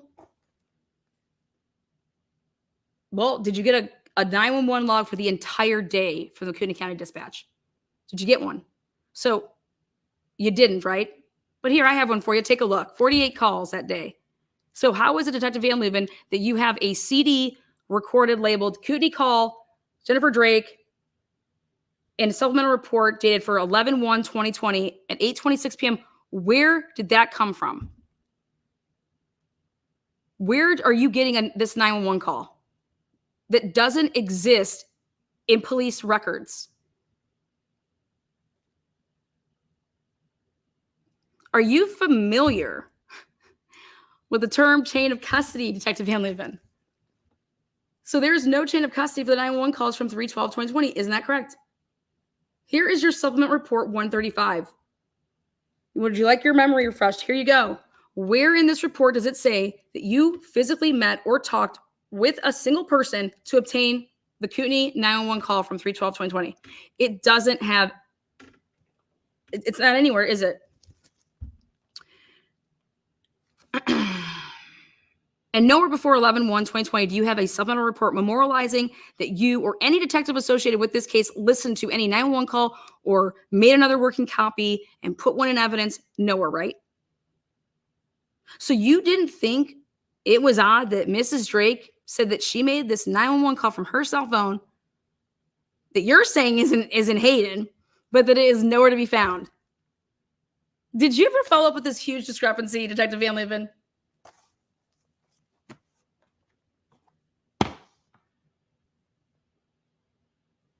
So going back to the time of the crime, you put that it was at 7:26 in your probable cause affidavit and stated this is due to what Mrs. Drake said to you, right? And so this would be hearsay. Why not reference Kootenai County Dispatch CAD notes and or the time from the search warrant returns of the phone records? Because none of that was there. Isn't that correct? You couldn't reference that. Now, how soon did you know that none of this material was available to corroborate Mrs. Drake's statements? And why is this happening? And while this is happening, Mrs. Drake is calling 9 to 12 times over a 2-week period after the death of her husband, the life insurance company, to get her fucking $1 million. Isn't that correct? Those calls, you found those calls though, right? 9 to 12 times over a 2-week period. Did you have any problem finding those calls? You had her phone records and downloaded her phone, so you knew all about those calls, correct? So you knew that she was making 9 to 12 phone calls to get this life insurance policy, right? And yet nowhere to be found is this 911 call, right? What, if anything, did you do or did you come across during your investigation that contradicted Mrs. Drake's time of the crime? So what, if anything, did you come across? There's my what, if anything, for Lally. What, if anything, did you come across during your investigation that contradicted Mrs. Drake's time of the crime? Well, you spoke to eyewitness Isaac Funderburg, correct? You spoke with his fiance, Aaliyah Sandlin, correct? And you spoke with Stephen Hartman, correct? And those interviews were done right away, correct? March 12th, 2020, March 13th, 2020, correct? And there was multiple times that you talked to them. And their statements as a whole contradicted Mrs. Drake's time of the crime. Isn't that correct? Isn't it true, or is it not true, that Aaliyah Sandlin told your detectives, Rich Alderson and Leslie Lehman, that Stephen Hartman arrived via walking up the same side of the street as their apartment and talked to Isaac Funderburg, her fiance, 30 minutes after the gunshot?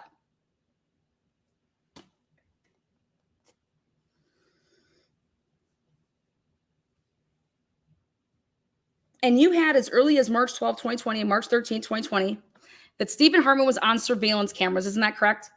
And that those are time-stamped, correct? And so therefore you could go back and you could look at Columbia Bank camera, you can look at Liberty camera, you can look at Community Thrift cameras. And that's what you did, right?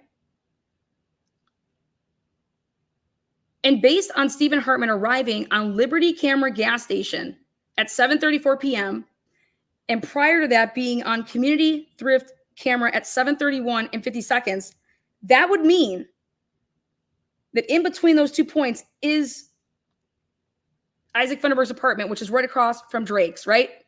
And that would mean that Stephen Hartman talked to Isaac Funderburg around in between 7:31 and 52 seconds and 7:33 and 50 seconds. Because he's on this camera and he's on that camera, right? And that point is right between it, right? And so that would mean that based on when Aaliyah is saying, oh, well, detectives were like, hey, well, why don't you think that this guy that was walking up had anything to do with it? Oh, because he didn't arrive until 30 minutes after the shot, right? That's what she says to your detectives. Because she then says something else. She says, oh, that was, he arrived after Isaac went to the store. Correct? Is this what she said? So 30 minutes from 7:30, that would be at 7 o'clock, right? The shooting would be at 7.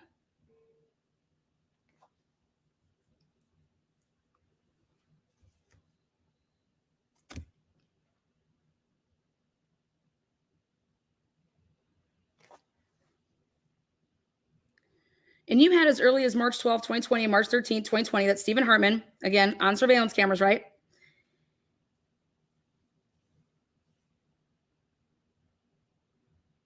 But wait, Aaliyah just told you, wait, Isaac had already returned back from the store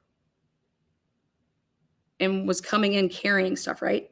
And Stephen Hartman said, yes, he was in his little, gray Volkswagen, and he had 2 German Shepherd dogs, and he was carrying something inside, right? So Stephen Hartman, he wasn't interviewed with Aaliyah Sandlin, right? He wasn't interviewed with Isaac Funderburg, right? All these people were interviewed separately.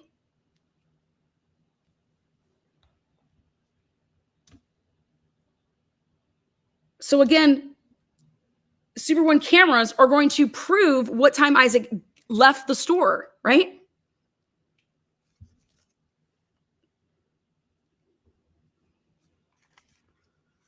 And that's why you can't go get those cameras, right? Or you did and you had to bury them. Either way, it's just inept. Now, last but not least,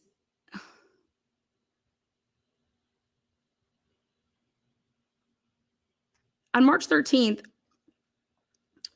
didn't Isaac Funderburg get a phone call from Detective Lehman around 6 o'clock at night? Did she record that conversation? No, she didn't, did she? Why did Leslie Lehman need to call Isaac Funderburg on March 13th later on in the evening? Isn't it true that after Stephen Hartman had disclosed everything and you guys realized that you had a huge fucking problem on your hand here, you need to call Isaac and get the description of the guy that he saw, and what were the 2 things that she asked? When? What time? Within the story. And so you guys knew as early as March 13th, 2020, that there was a big fucking problem with the shooting being at 7:26, right? I mean, let's even say that Aaliyah Sandlin was off a little bit. Aaliyah Sandlin said, oh, he had nothing to do with it because Stephen Hartman's walking up. That was like 30 minutes after the shot. She said shots, okay? Because then your detective said, was that the first shot? Yeah, 30 minutes after the first shot. Because then your detective asked for clarity. So your detectives are even interviewing and knowing that your witnesses are saying that there was more than one shot. There was 2. But Jennifer Drake's telling you that this happened at 7:26, right? Now, do you think that Aaliyah Sandlin, if she heard a gunshot at 7:26, and up comes Stephen Hartman at 7:31, do you think that she's going to tell detectives that man has nothing to do with it and that he came up 30 minutes later?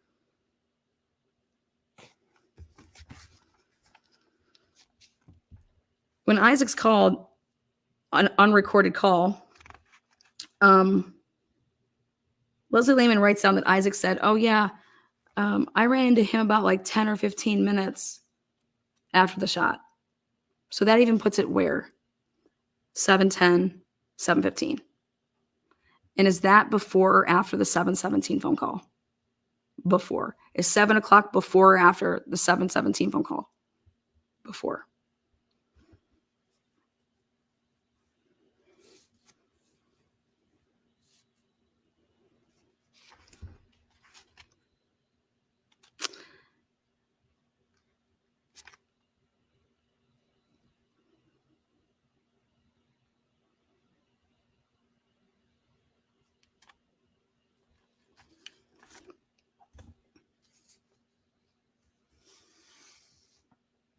So based on those 3 witness statements, as well as the surveillance cameras, those 3 witnesses put Brian Drake being shot before 7:17 p.m. phone call, correct?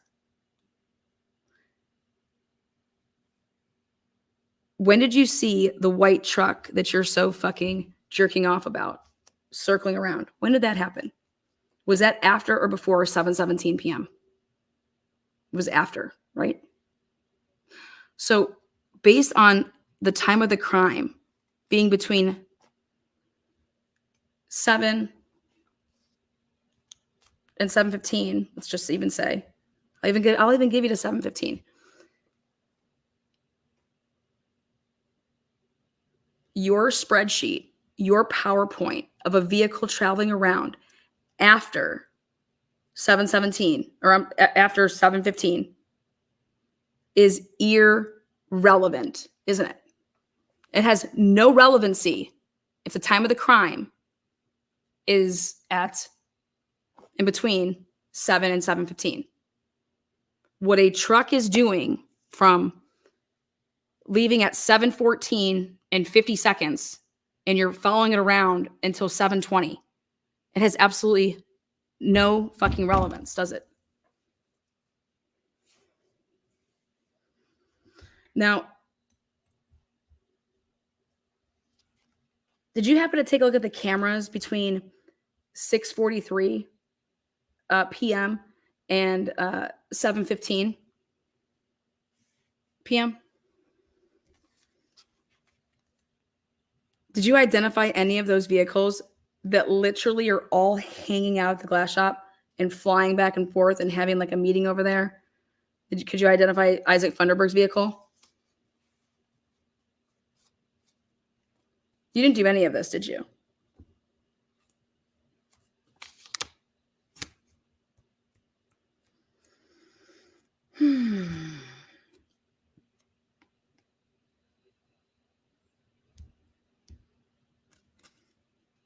The other problem is Isaac Funderburg has the exact description of Caleb Kakko and Azara. You even say that in an interview, right? So you have a time of the crime problem with these three people with surveillance cameras. And now you have a problem with Isaac Funderburg having the exact description of Caleb Kakko and Azara. Isn't that correct? And now, but when you, but now it's going to be all about when did he truly see Caleb Kakko and Azara to be able to even have that description? And based on the cameras, it would have to be before 7:16 and 25 seconds, right?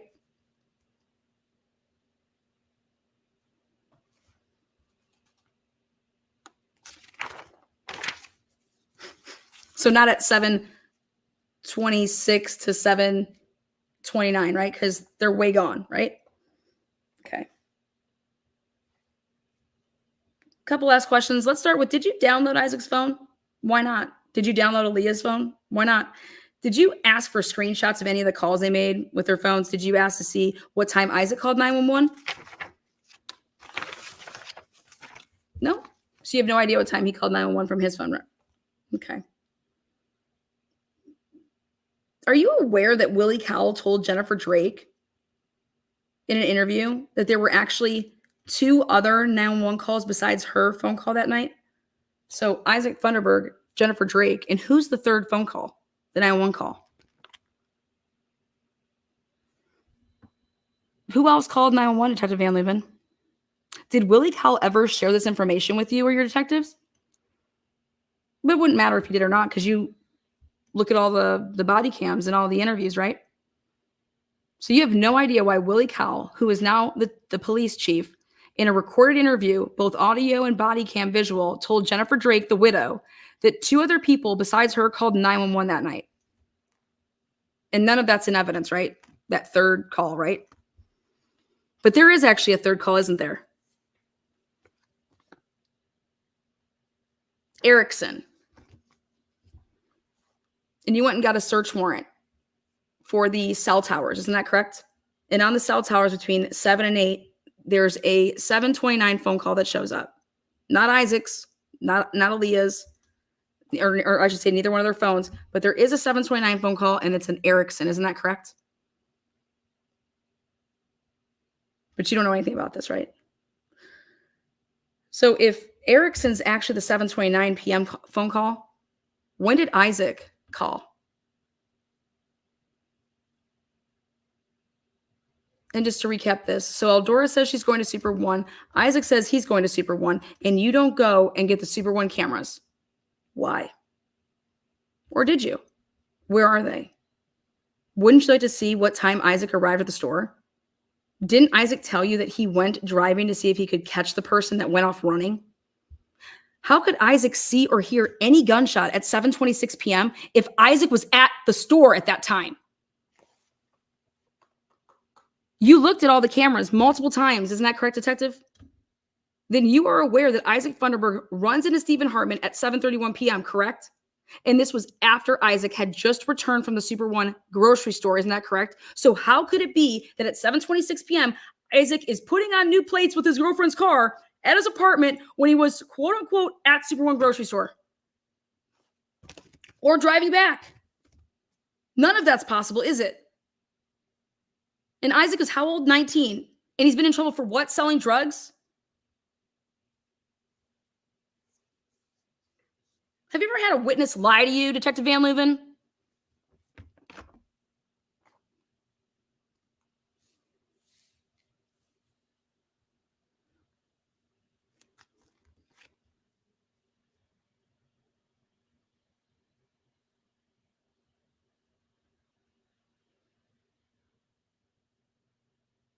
So tell me, how could Isaac be in two places at the same time? How could he be putting on plates for his girlfriend at 7:26 outside his apartment and be at Super One grocery store? And Isaac says that he went to the grocery store after he called 911. Isn't that correct? And after he went chasing down the guy. Isn't that correct? So this would put the time that all of this happened way before 7:26, would it not, Detective Van Leuven? So I have to ask you, Detective, after what you knew on March 13th, 2020, the day after the murder, you knew that you had a huge discrepancy in the time of the crime on your hands. And why did you not take proper steps to corroborate everyone's statements, to include Mrs. Drake's?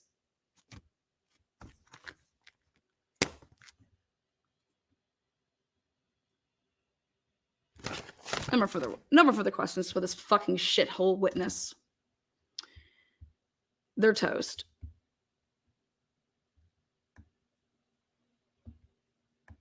And now, I'm not a lawyer, but what you're going to do is you're going to just take what the hell I just did and lawyer it up and serve it right there on a platter. Okay? And everything that I said in that whole script is 100% provable.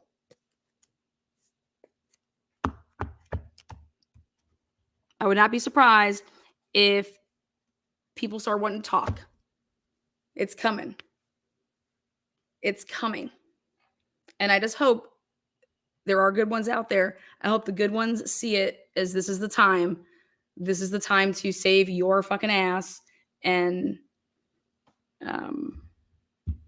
because Brian Drake was savable. Like, without a doubt.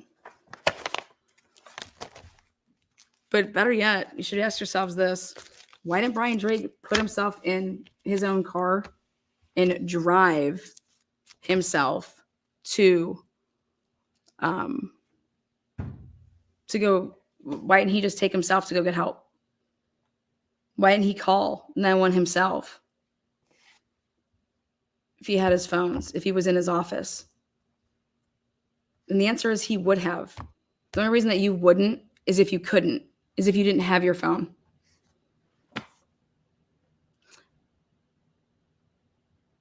Brian Drake's back, his sweater, it had all dirt on it. Okay, there was debris. It's called debris, guys, all over his back. There's no dirt in his office. Brian Drake was attacked, whatever word you want to use, ambushed, when he walked out those glass doors to go over to buy his car. And there's a chance that he actually got in the car. There's a chance that he could have been up by his car. And there is a chance that somebody had to take his car through the Suds car wash. What if I just showed you guys a video right now of Brian Drake's vehicle at 7:05 going and getting a car wash at that Suds car wash place that's like a couple buildings over from his office. But what if I showed you that it was a female that was washing it down? At the same time that truck, that his SUV pulls in there, a truck pulls in next to it. And that they're both washing cars here at the same time. And that, what if I was to show you a video, okay, or still photos, that Brian Drake's car looks completely spotless, right? Looks so clean. And then I noticed that the tires, the back right tire, it looked like it had been drove through the back alley where the mud was. Okay. But I said to myself, wait a second, this car looks like it's spotless. But why would this be on it? Why would the tires, this one tire be like this? Well, then I paid attention to the way that the car left out of the Suds place.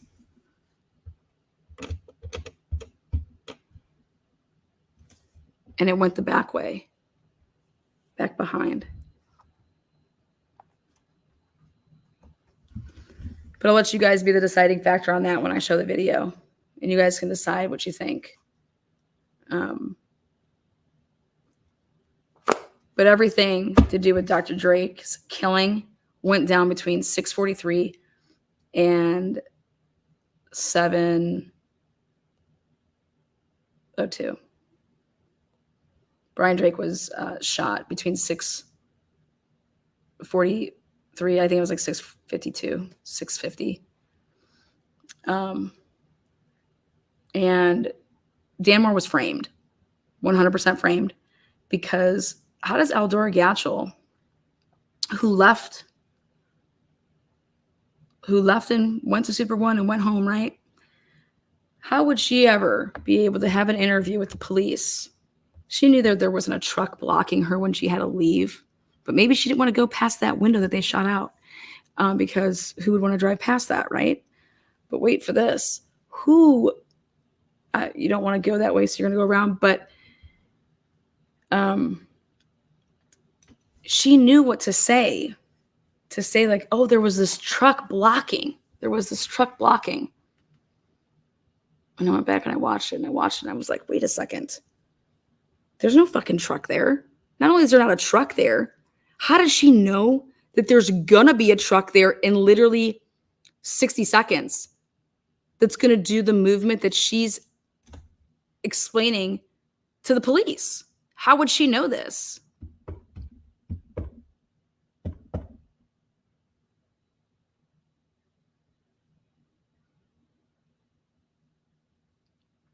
Eldora says that, yeah, there was this white truck that comes, or that was sitting there with its running lights on, and it was like parked like up on the side a little bit, but it was like enough that I just knew that I couldn't get through. Well, first of all, none of that happened, but it does happen after she leaves. And what they never thought, that someone like me would come along and ever even look at this case, but they were going to sell it off to the jury. Okay. You have to catch and you have to listen to every word that Eldora says.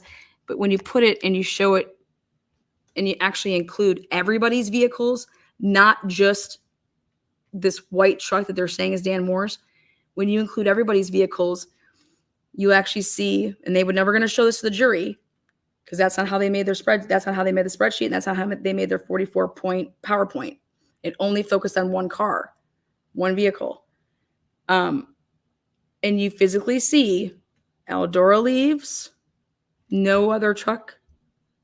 This white truck does this loop, goes through, sits, and does that thing where it pulls up, sits with running lights on there. And then pulls up a little bit and then turns right and goes. And it's like, how the fuck would Eldora know that? She's already gone. Well, then Eldora says, oh, Bobby Goad. He came out to the house because I called the sheriff's office. So they sent Bobby Goad out. Oh, he's so nice. He's really nice.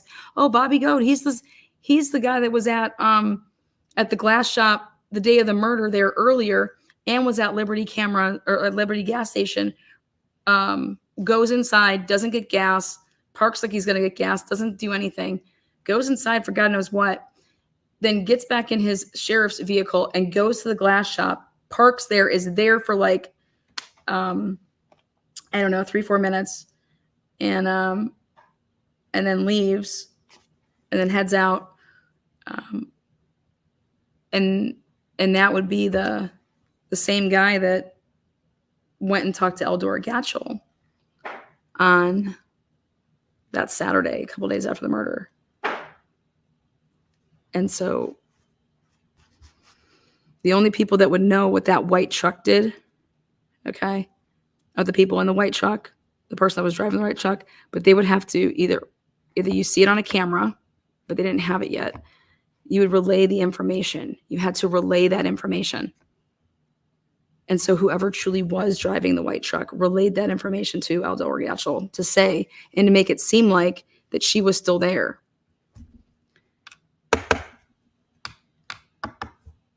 Because she was, and that she knew the movements of a truck that would come there after she left. You fucking sick fucks. I caught you. I got you. And it's just going to be glorious. Case is over. Brian Drake's case, like, I know who had the truck. I know a lot of shit. And I love it because people are squirming and people are emailing me now, more so than usual, with a couple of these new interesting characters. And they want to talk. Start talking. Go save yourself. But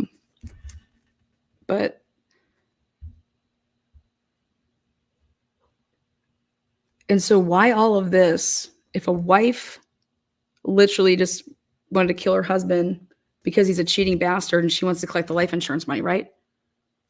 How do you get all these other people to be in on something like that, right? And it's very simple, because that's not what this is about. It's not about that. There's more to it. But this has always been about controlling the narrative of the motive. And that you always had to make it that this case was about chiropractic work. We had to keep that being the motive so that nobody else looks anywhere else. It's because nobody can look anywhere else because of what truly is involved.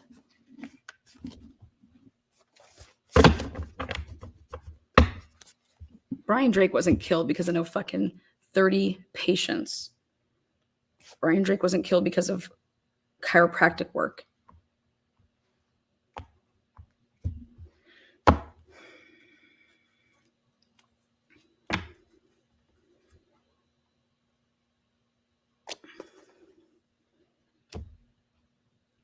Where's the $1 million? Where's the $1 million life insurance policy? Where's the million? Like, is it invested? Where is it? How do you not know where the money is? Or do you know where the money is?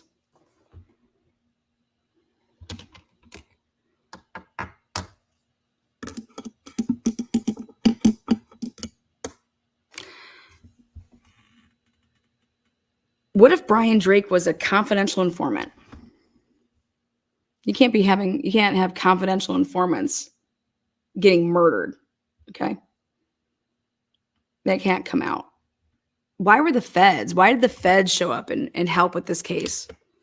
I didn't see Marty Ryan contact the feds and say, hey, can you bring us some federal agents in on this case?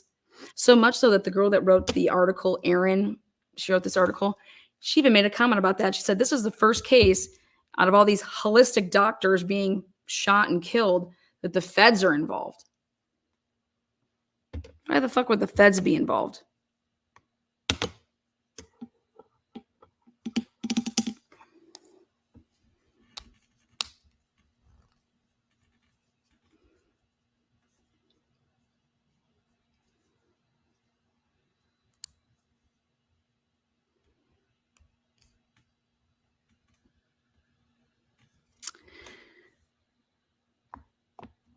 Isaac Funderburg wasn't changing any plates. Aaliyah Sandlin told me that. Me and Aaliyah Sandlin, we've talked.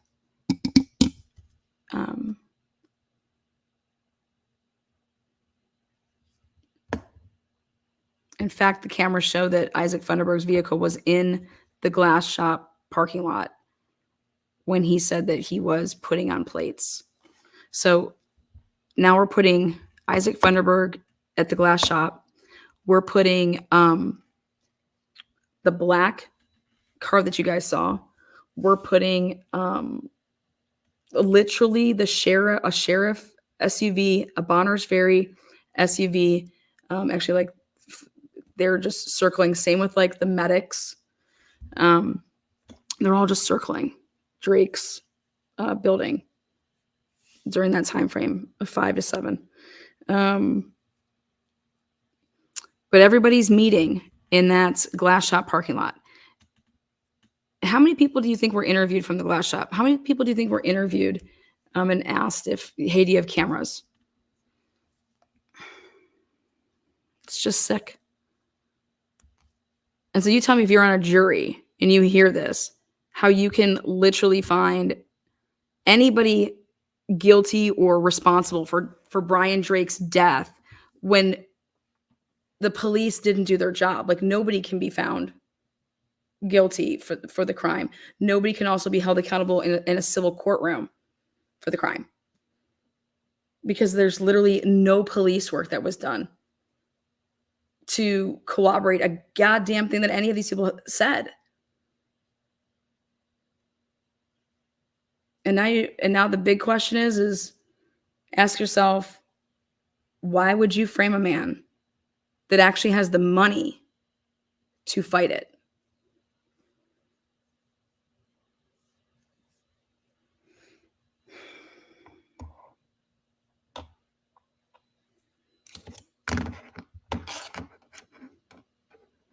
Something went way wrong. But this was premeditated, but something, not everything's going to go perfect, but maybe there was a double cross up in there somewhere. Oh, we will see. But in Idaho, ISP likes to bring on informants that do drug buys. For ISP, they do drug buys. And so they buy drugs off of people, and they were told how much to buy, whatever you want. Here, we're going to give you the money, blah, blah. So much so that I went ahead and did some work and talked to some people, and I was able to find a couple cases that really stuck out to me. And there's like 51 car crashes that happened between 2016 and 2020. And there's a couple that really stick out, but ISP District 1 is behind doing these like drug busts and using people. And then them mysteriously having something like they either get in a car accident or there's like a suicide or an alleged suicide. And it's like, this is fucking sick. Okay. And I want to show you guys something. And I'm going to end on this. Let's see. Oops, wrong one. This is how I'm leading into going and showing you guys these different like informant routes that, but what was Brian Drake into? How would Brian Drake ever even become a confidential informant, right? Or was it what Brian Drake and them were doing? Why would Brian Drake need to be taken out? How could a wife possibly know that her husband's going to be taken out and that she's okay with that? Well, you know what I found out in Idaho? Holy shit, man. If you got a woman that is a master manipulator and can hold her own, you need women in order to groom properly, and you need women in order to get other younger women to trust you and trust whatever it is that you're doing. You need a woman in the system. You need women in the system. Just look at Jeffrey, right?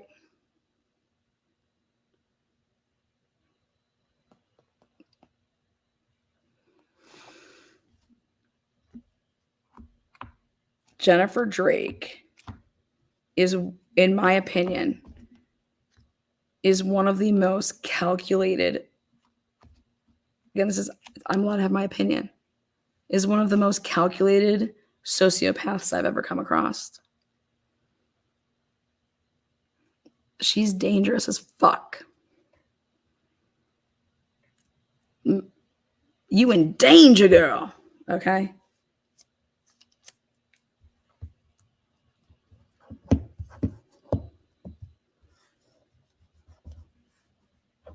Nobody cares about people swinging. We don't kill people because people are swinging. You don't have all of these players involved over a husband cheating on his wife. You don't get protected by the police because a wife wants to offer her husband for $1 million. Like that's not how that doesn't happen. You have the city gods sprinkling around. You have the police. You have the drug runners. You got the drug sellers, and poof, Brian Drake murdered.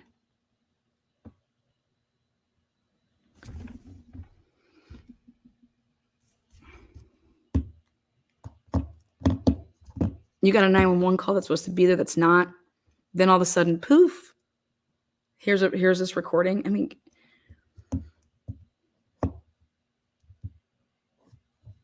and what's crazy is whose idea was it to go forward with a civil suit? Whose idea was it to go forward with a civil suit? Because a civil suit is what exposed all this shit. I was doing the Idaho 4 case. Gary Tolson's name was put in papers. So was a couple other detectives. I looked into each and every one of the officers that was involved that I knew on paper in the Idaho 4 case. And that's how I came across this Bonners Ferry chiropractor shoot. Because guess what? It was all kept hush hush. Nobody was talking about it. There's no media. Like, shame on the media over there, man. They are so pathetic. Pathetic. Anybody believe in this shit?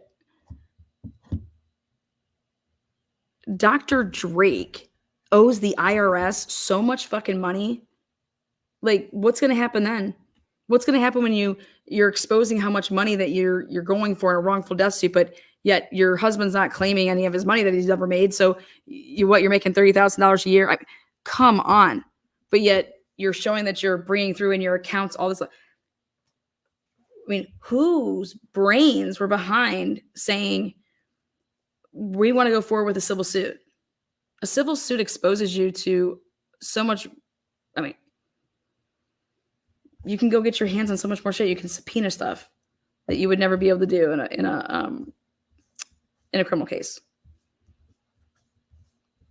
Shit, you can go depose the whole damn all the police officers, the prosecutor. Oh well, he's dead. You know how many people are dead in this case? Dead.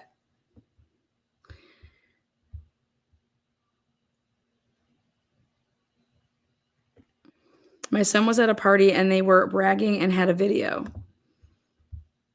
I called them and they weren't about to say that it was true. I don't know. Cops in Idaho love to target single moms. They threaten to take away their kids. They give the money, put a wire on, and send you off to go buy the drugs. Thank you. I feel so bad for my friend. She is still in bad shape, and it's been years. My son is now 27. Ugh.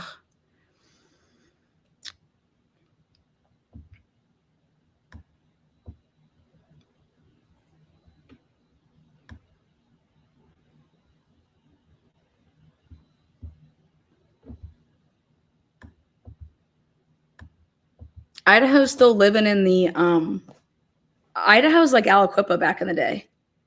In Aliquippa back in the day, which is a Pennsylvania little area, you want to sell drugs? Okay. You just have to give a cut to the cops.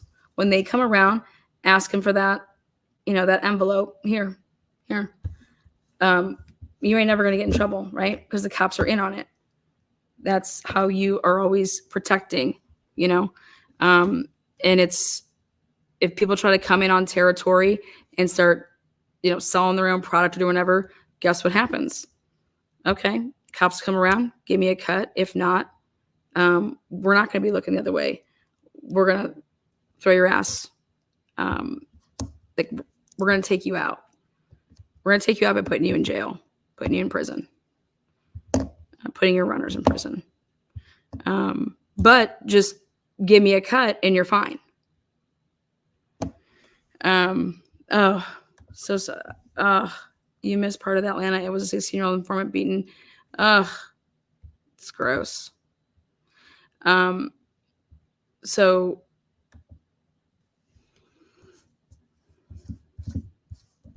the question is how do you beat this? How do you weed it all out? How do you clean house? Oh, there is only one way. And you have to do it federally, but you have to trust feds, and there are good feds, just like there's good cops. But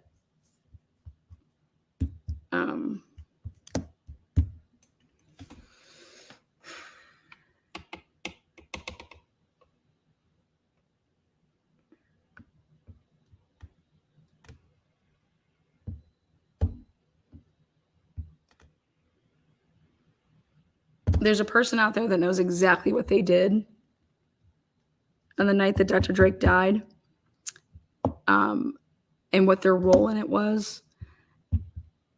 And I can't say because I'm not them, but I can say that it's either that they didn't know what they were truly being asked to do and what it was going to then come from it, and then you're already in too deep. Otherwise, you'll be telling on yourself.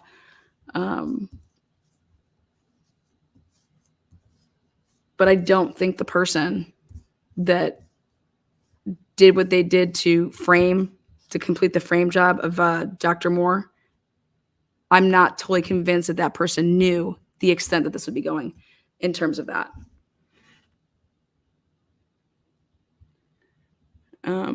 Attorney General in Idaho definitely not going to step up.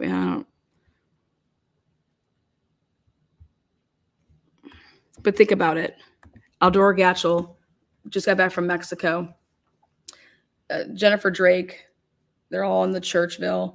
They're also all in you got two women that you would think are they seem like they're such nice people. They're so this, they're so that.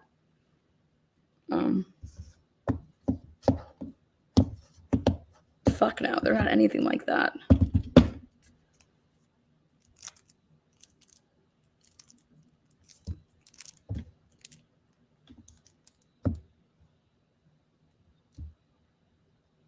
Think of how many people are lying in this. Jennifer Drake's lying. Isaac Funderburg lied. I think Aaliyah Salwin was just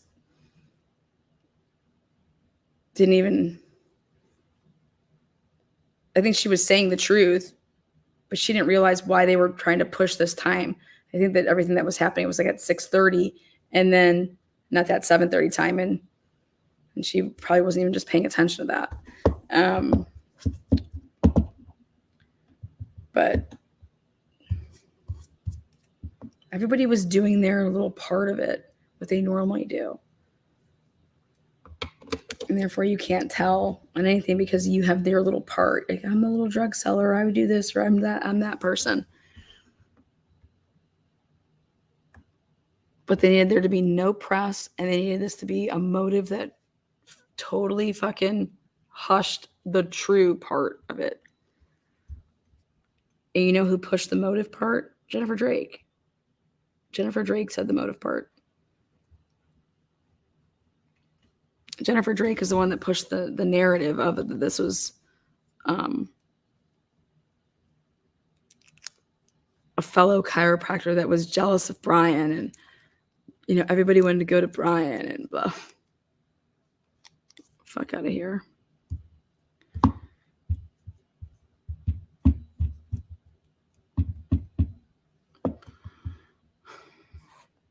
I don't believe that Bonners Ferry is run by the cops. I think that the cops have to answer to now like 5 to it was like 5 to 7 main families.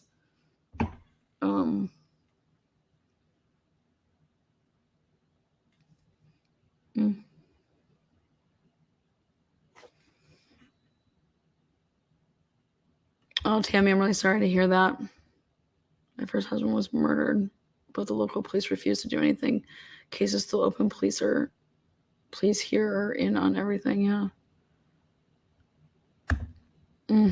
Horrible. That's the dumbest one I've ever heard of, similar to BK. Yeah. Yeah.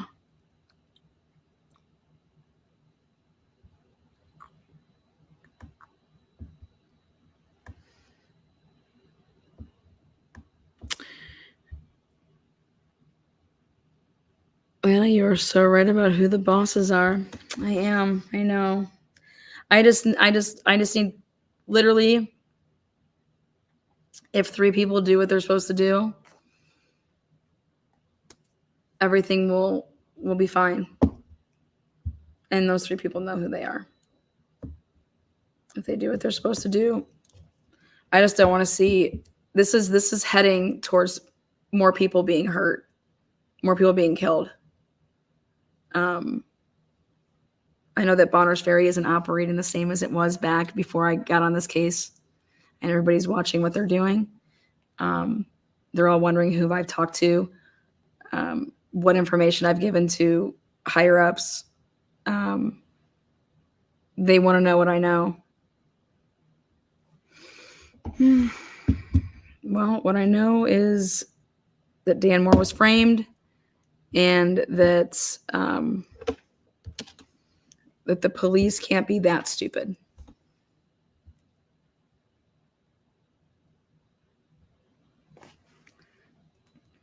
What's up, Holly?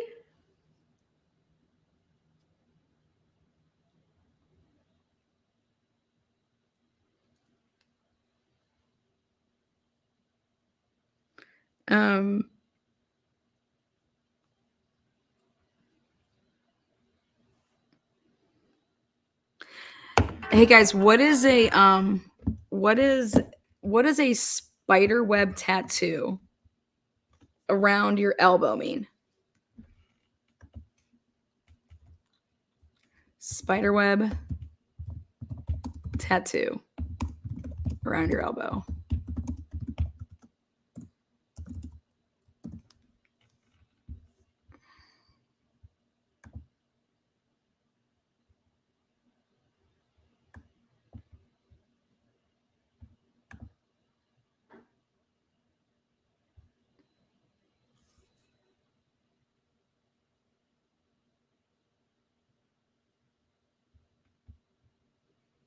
Anybody know?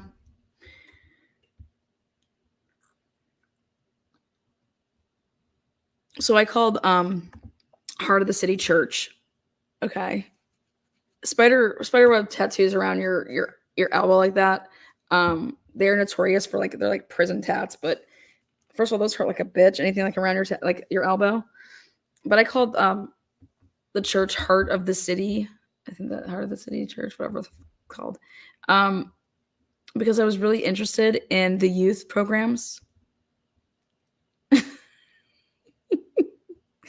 And I just came across all of these reviews, and I wanted to ask them about their reviews. And that some of these reviews have me freaked out.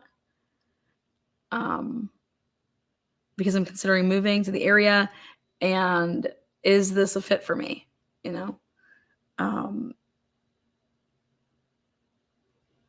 I like to parade around with men and women, and I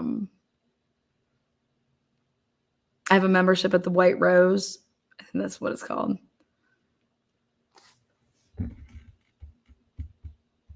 I left a great message. And I wanted to know about their, if they had any in-housing, if they had any rooms available for women and children, what their little housing looked like. Moving to what area, Atlanta? Lori, I'm just kidding. So I want to show you guys. I want to end on, I got to get a little laugh in. Okay, like, you know me. I have try to have a healthy balance here.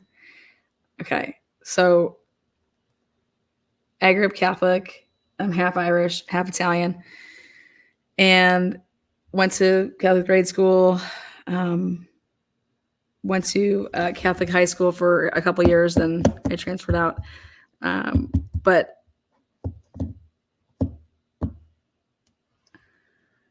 listen, I'm right with the Lord. I'm all about like, hey, people, like, you know, you have your faith, you believe in what, you know, I just believe in being a good person and do to others as you would want done to yourself, right? So I've never understood, and I just want you guys to help me out with this. Like, if you like racing, like if you're like a NASCAR person, like awesome, you like it, great, go enjoy it.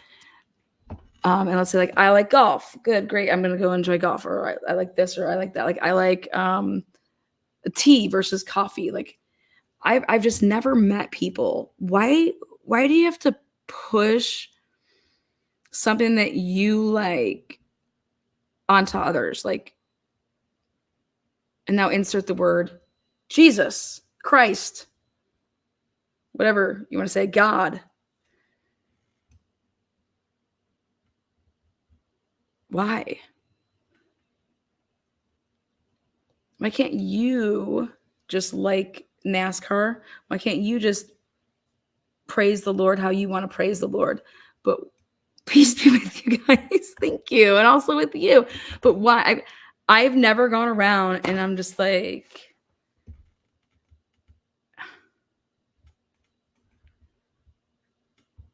anybody know?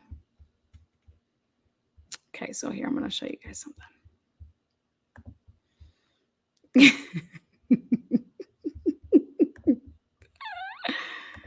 Oh Lord, Lana, why must you do this? Well,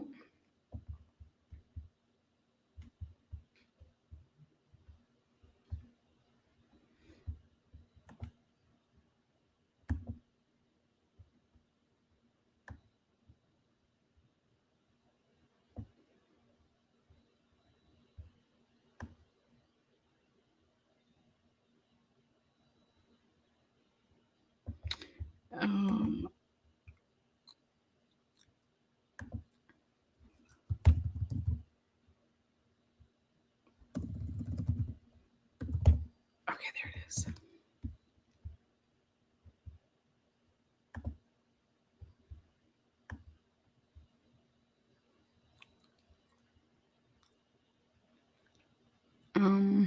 Almost there, guys. Almost there.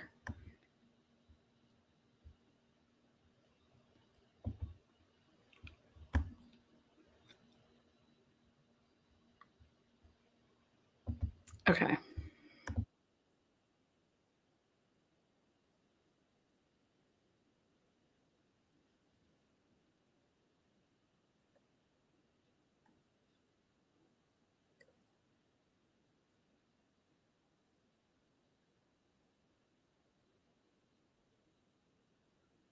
Are trying to bring out other things in another pot.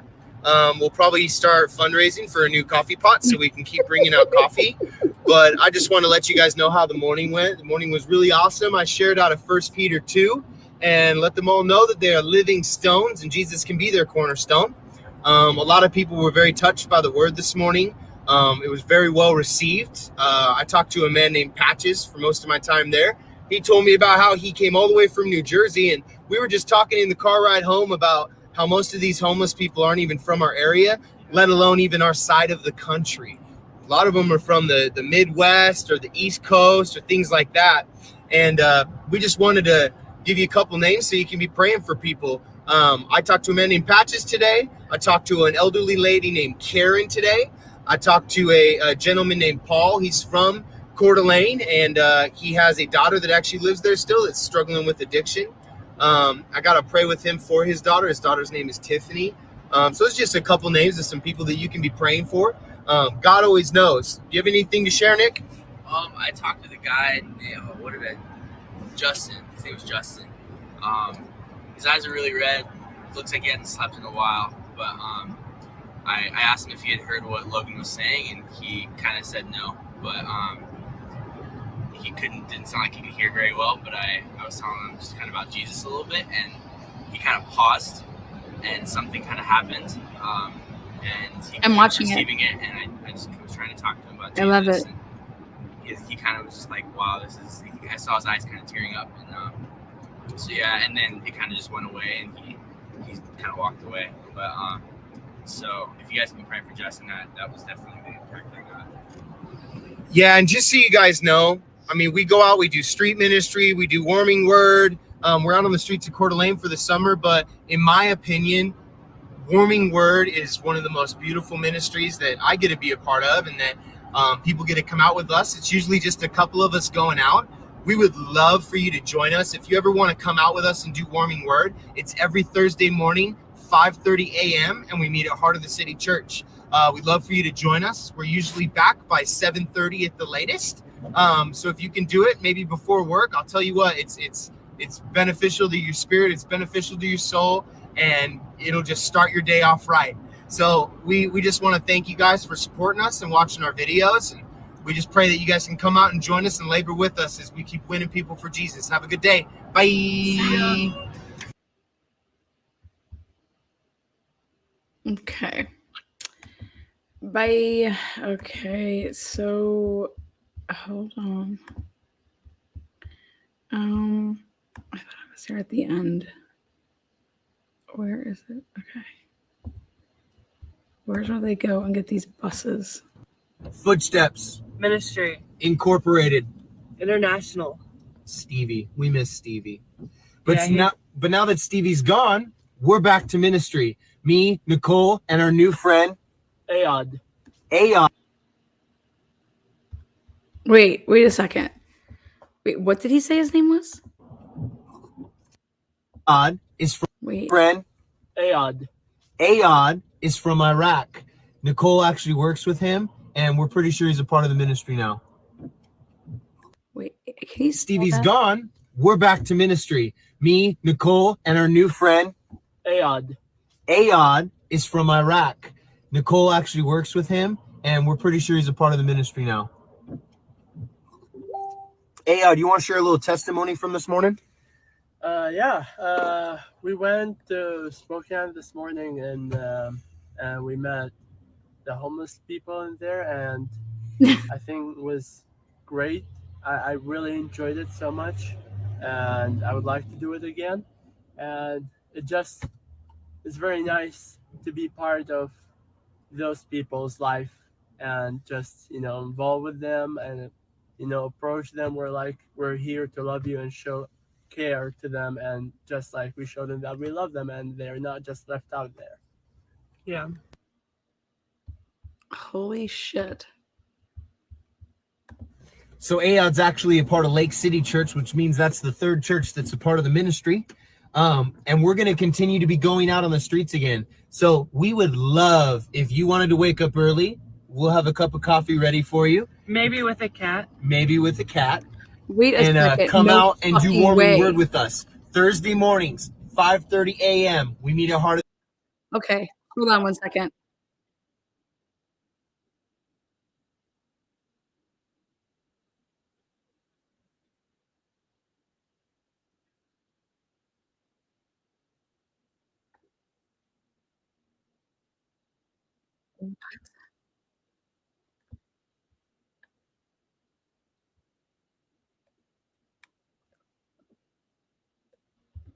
Wait a second. Oh my God. Hold on one second. I need you guys to see. I need you to see. I can't believe it. I'm about to show you. This is not possible. shit. What did he say his name was? Ayad, right? Holy. Oh, how the fuck do I get over there? Okay, go like this.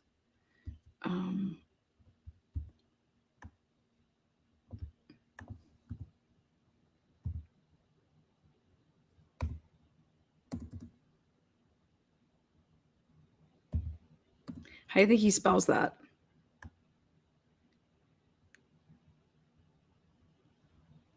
Oh boy.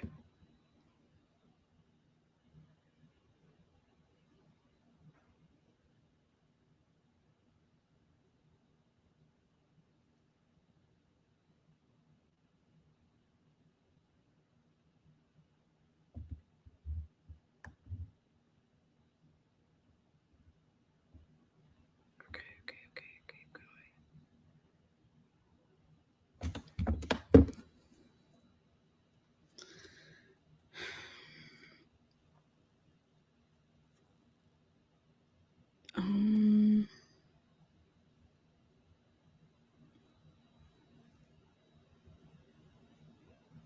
oh my God, no way. All right, I'm going to show you guys a picture. I need you guys to tell me if this is the same dude. I think I'm going to fall over in my chair. I literally think I'm going to fall over in my chair.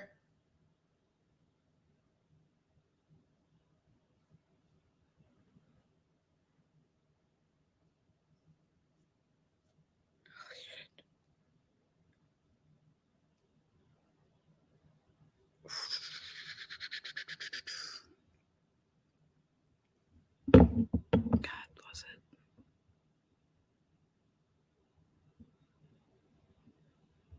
Okay.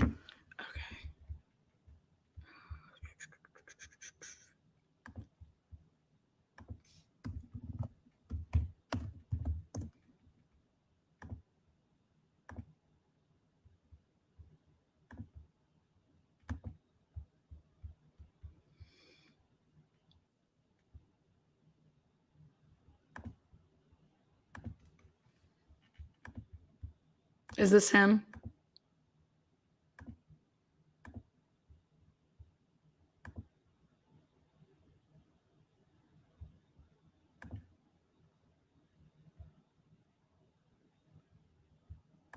Is that him?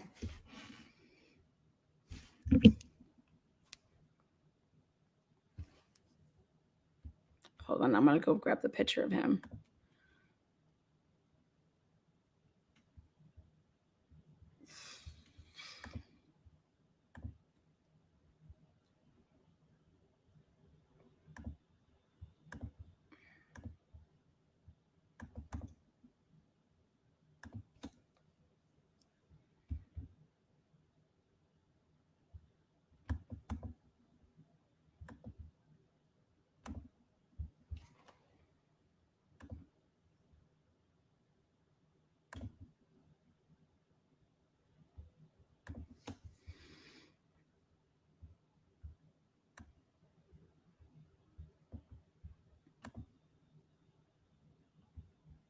What's your guys' thoughts?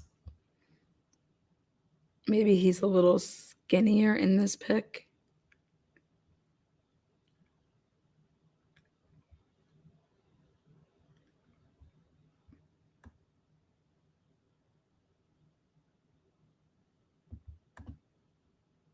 I'm going to get the side-by-side going. Do a side-by-side. I'm trying. Is this him?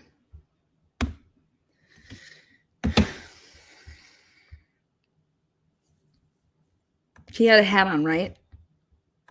It's just the name. Wait till you see this name. Ah.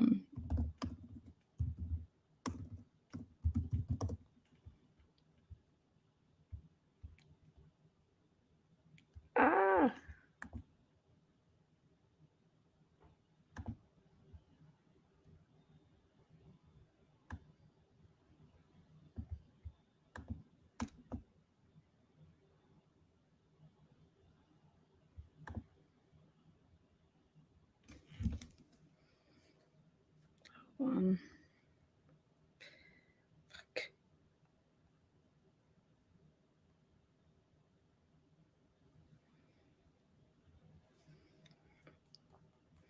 What were they doing in the car? They were driving for coffee.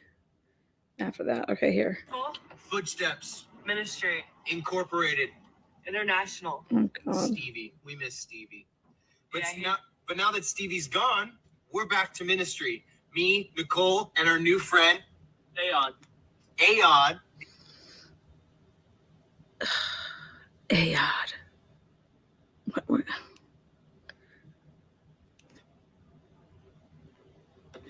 Ayod is from Iraq. Nicole. Okay. Ah! What is wrong with these people? I don't think it's him. Fuck. God, that would have been so good. Hold on.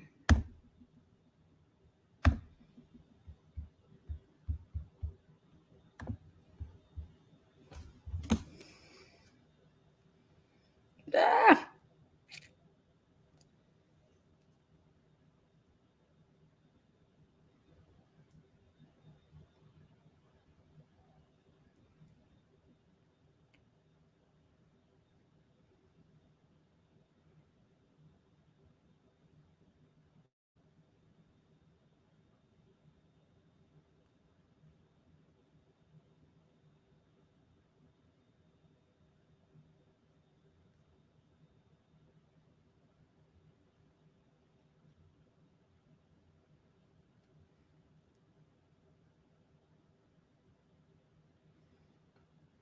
Fuck, there's no way it's him. I don't know. He has elf ears. Fuck. All right. I'll share it. Sorry.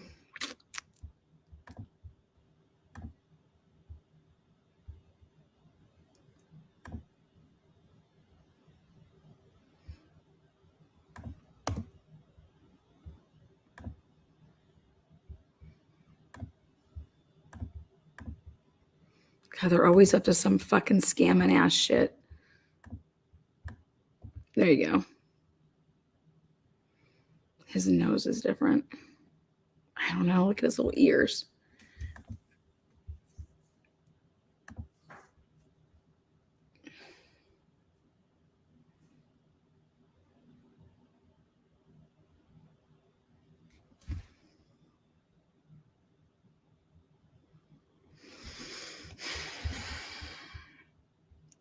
Yeah, definitely not. Okay, now let's take a look. Let's see what else they're up to. Fucking A, man. Dude has some bushy ass eyebrows, doesn't he? All right, so we'll stop sharing this, but I need to go back to our. I don't know why this is like this.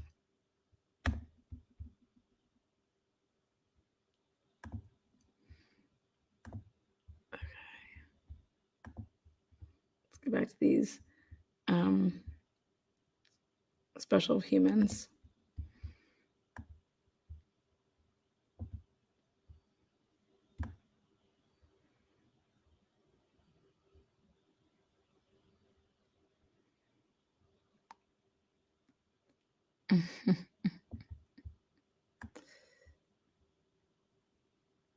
Okay, so we just did that one, so it's this one.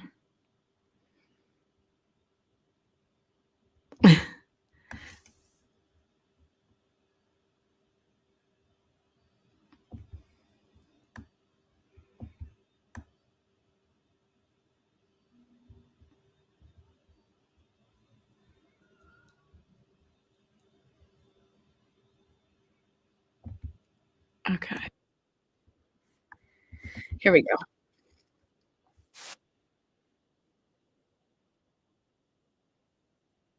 I'd like to invite you to do. Hey, you guys, we're just out here on the streets of Spokane, sharing the gospel and reaching the lost for Friday Night Streets. But what we'd really like to invite you to do is to join us tomorrow from noon to 2 p.m. out in Spokane for our outreach, Turning a New Leaf. If you'd like to join us, you can meet us at Heart of the City Church at 11 a.m.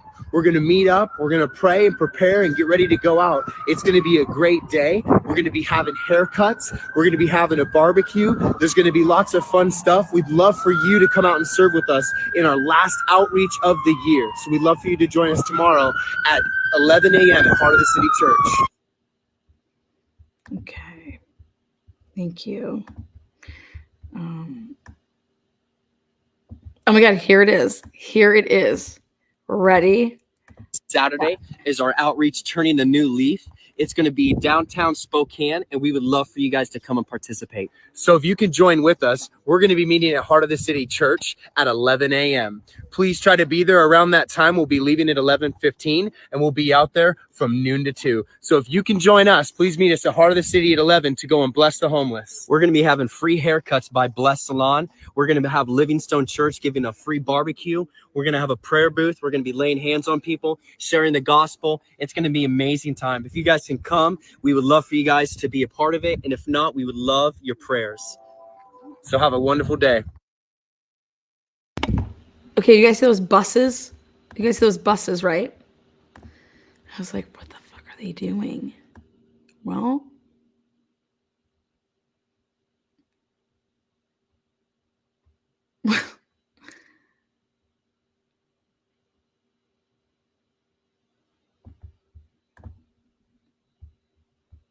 Oh yeah. We just wanted to share a testimony on hanging out these door hangers. We walked up to this guy and we put a door hanger on and we started a conversation, and really the Lord kind of opened up his heart and kind of shared. If Dwayne, you want to share what happened a little bit? We got to pray for him, and he's looking for work and healing and from cancer and going through a divorce, and just got to pray with him, and he just held both our hands and just really received what God has for him. And so remember Anthony in your prayers. Awesome. It was such an amazing time. So we just want to encourage you guys to invite people to Resurrection Sunday. If you want to help pass out these door hangers, let us know. Comment below. Direct message me. We love you guys. We just wanted to give you a little field update. We'll see you later. Hey, and don't forget, be there yourself and just be looking for all these people that are coming, and let's be the hands and feet of Jesus and love. All right. Love you guys. See ya. Bye. Bye. be the hands and feet of Jesus.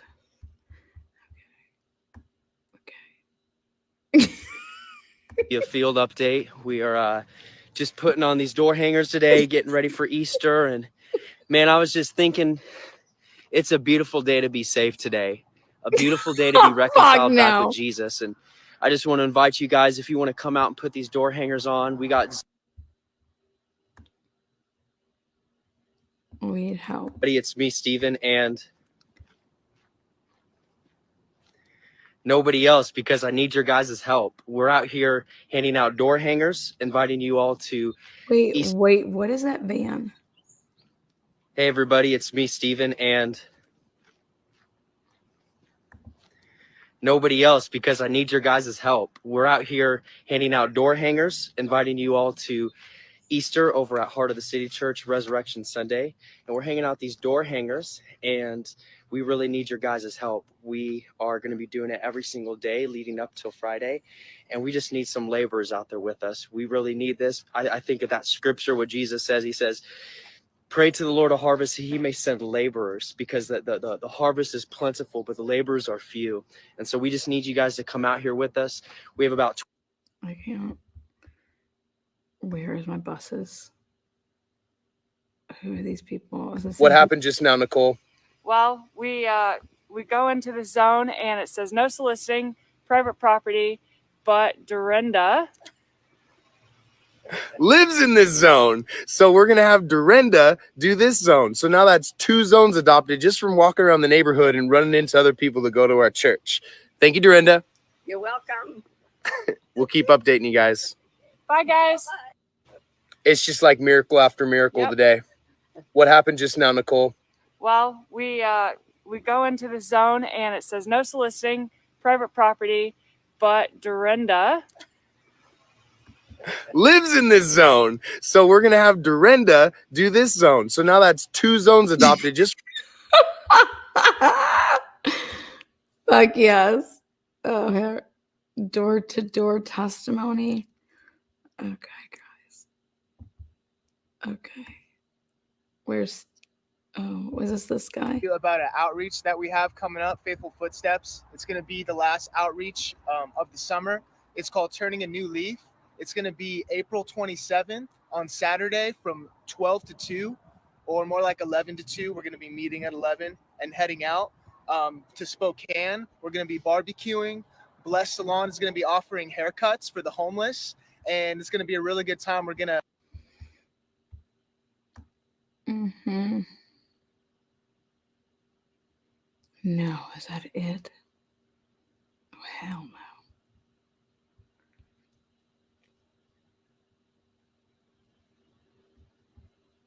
zone.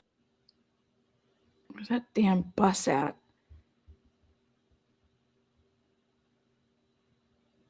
Oh, fuck.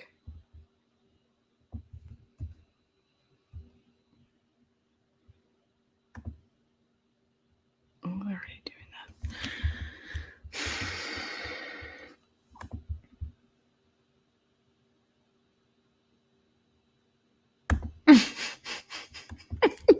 Hold on. Let me just put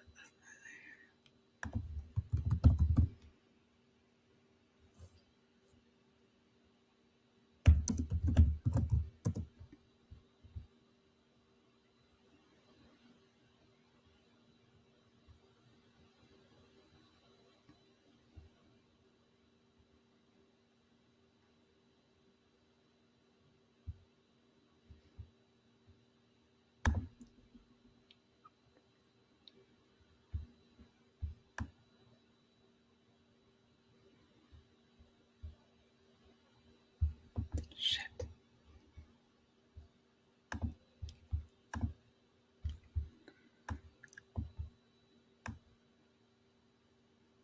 Okay. I found something and I want to share it. Here you guys go. Stephen Menard, 47 Friends.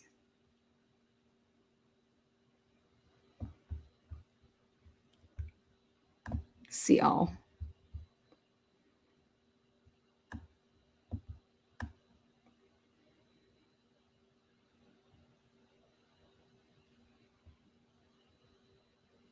Chris Allen, owner and CEO at Plumbing.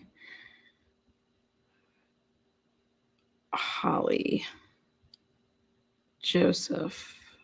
Melody Golding. Who are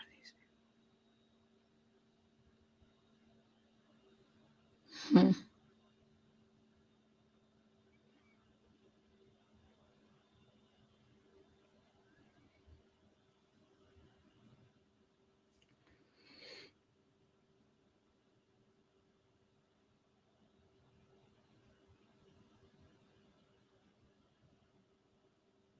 Why would he have to start a new Facebook page?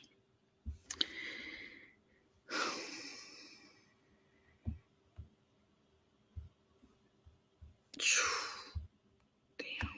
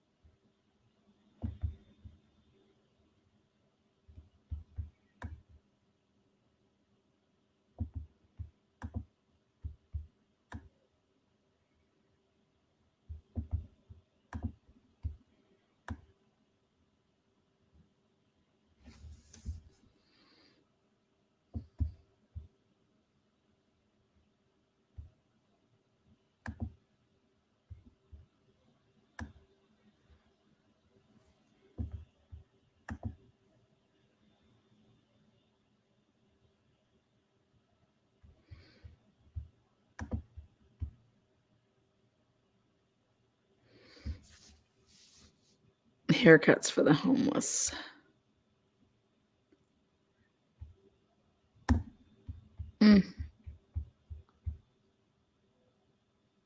No relation to this dude, I promise.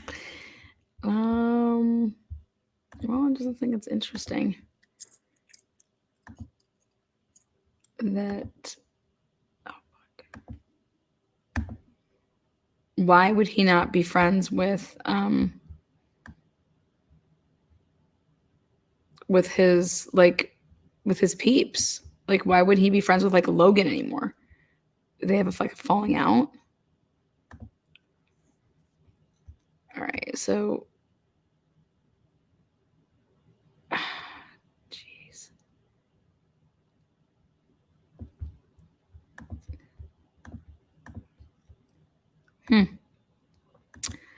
Stephen Menner, ready?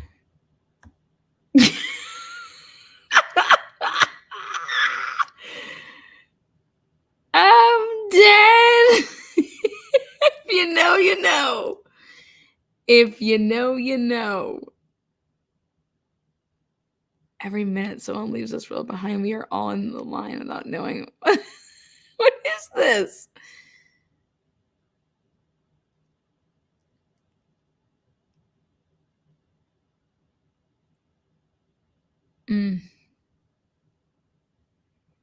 Okay. Ready? I'll do a different one.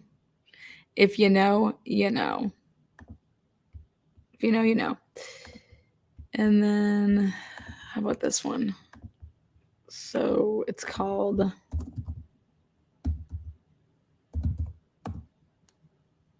Yeah. It's called Lostology. And I was just blown away. I was blown to bits.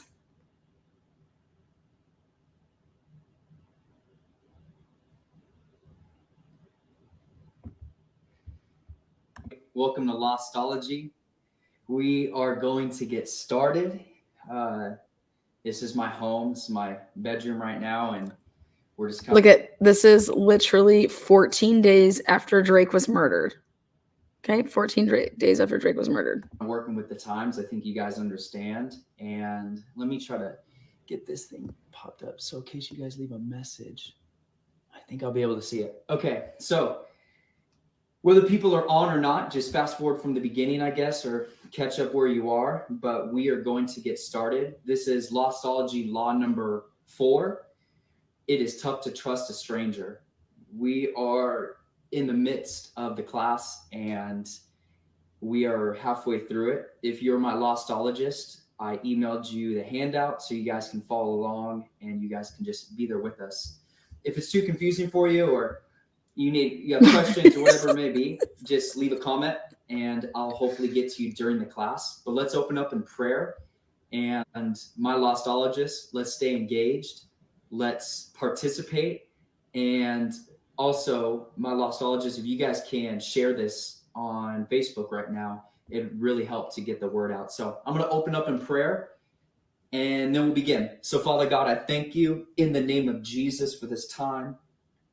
Lord, we trust you and we know that you are faithful, even through this weird season and time that we're going in throughout this world. But no matter what, it's the joy of the Lord that's our strength. And so we put on joy right now in the name of Jesus. We put on joy. We have a dream that people walk in their God-given identity as sons and daughters. We plan on doing that by teaching and training simple application truths of.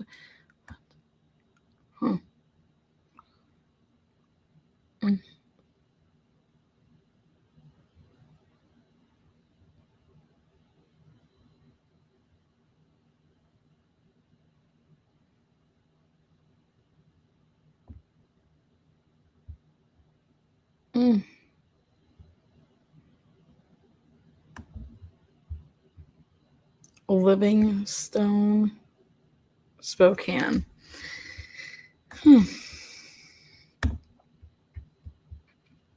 Yeah, what is Lostology? Well, it was an alibi is what it was. So we'll see. Logan Zanhusen, and I'm going to be teaching Lostology tonight. I hope you guys are buckled up and ready to get a download. I'm going to give just a couple minutes for people to join this conversation. And then I'm going to start off with a little bit of my testimony, but I just want to give a couple minutes that people can join. Okay, so if I go to Heart of the City, where are my reviews?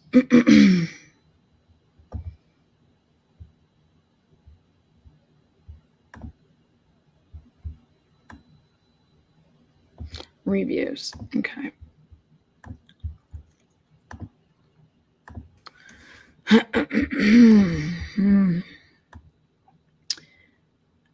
I saw someone who made a write-up about how she met this trader, Mrs. Kathy Frederick from USA, who provided her the best trading skill. What?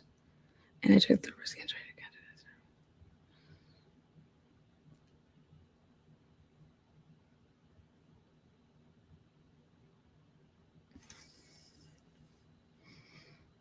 Nice person that I meet at the fairgrounds at the Halloween party.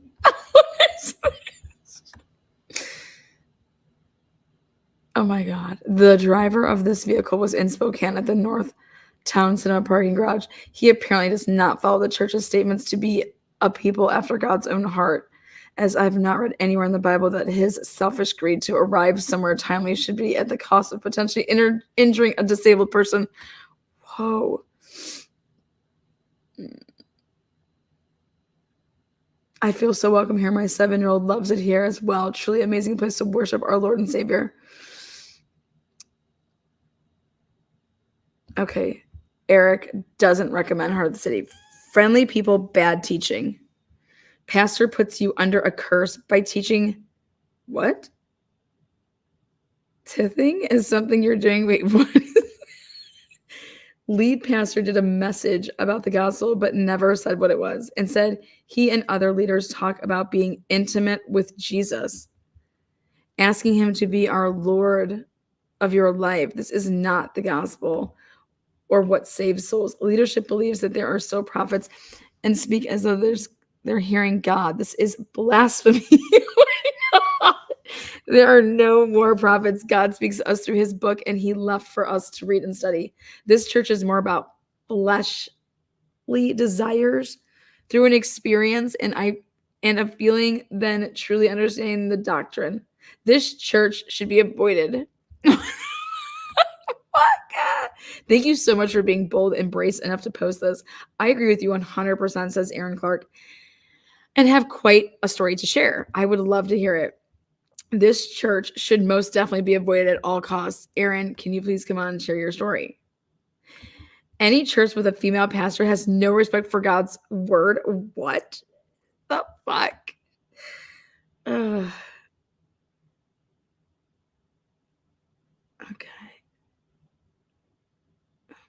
Oh my God. Angela Hazen. This is fucking Jennifer Drake and Brian Drake's good friend. We've been going to Heart of the City Church since 2009. It is home for our family of 5. My husband and I moved to Seattle for a little over. Okay. Great place to praise. Okay.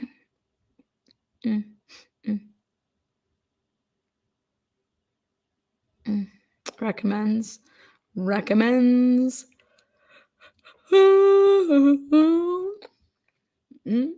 All these recommends. I think you're doing great.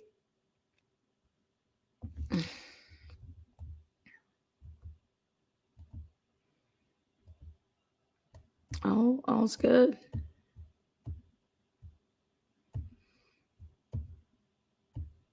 Chuck Taylor. All these recommends. Nice.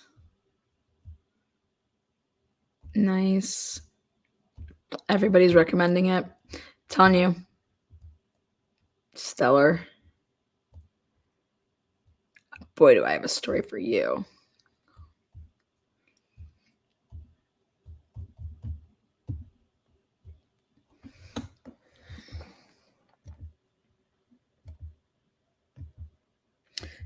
Nobody's been writing since 2017.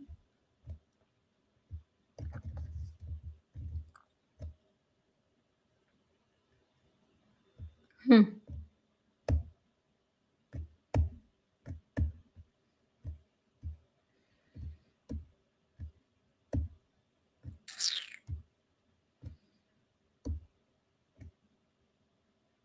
Wonderful, wonderful church. First time, I will definitely be back.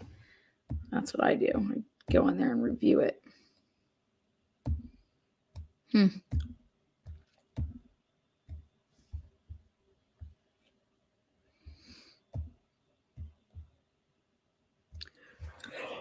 Oh God.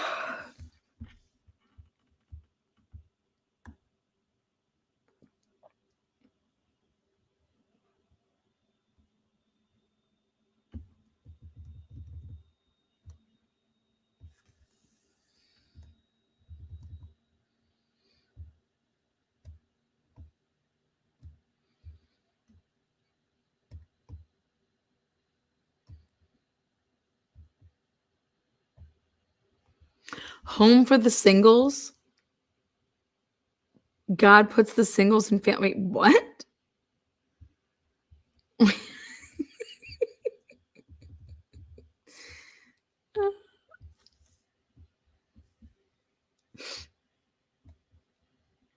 Somebody get on here and clean this up. This was not how it was. I think they took off all their bad comments. There was good ones. They're pretty funny, actually.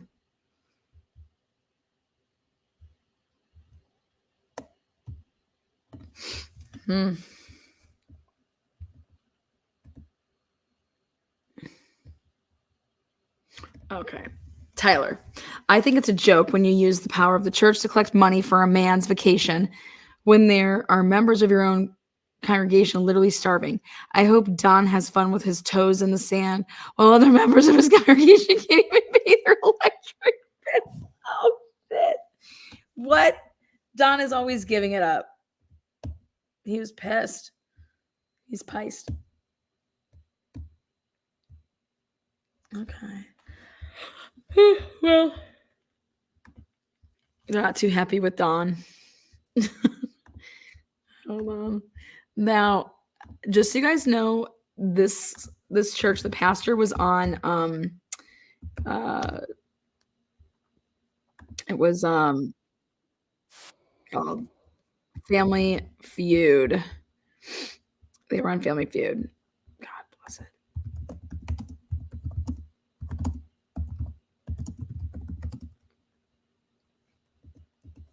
Let's see if I can find it.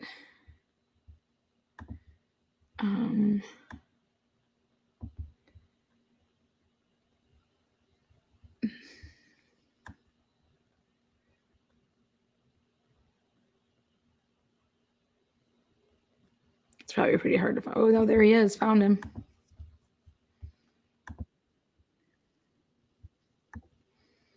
Okay, found him. Here you go. This is the family. Yeah. Is the wife of J.O., who's the pastor, but now she's a pastor too, I guess. I like the pastor and her were allegedly in the car behind Jennifer Drake driving out north to Bonner's Ferry. But this is the heart of the city pastors. This is their kids. There they are. They're coming for you guys.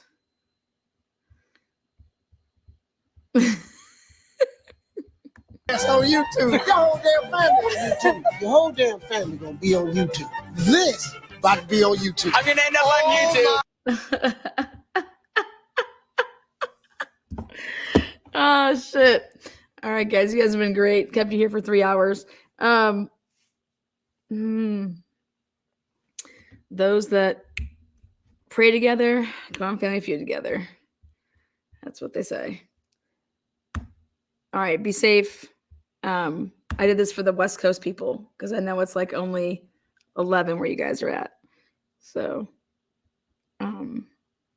but be safe. And then until next time, come back because we're going to talk about a couple other very sensitive cases that were literally I've been posting on the community page where I started talking about them. And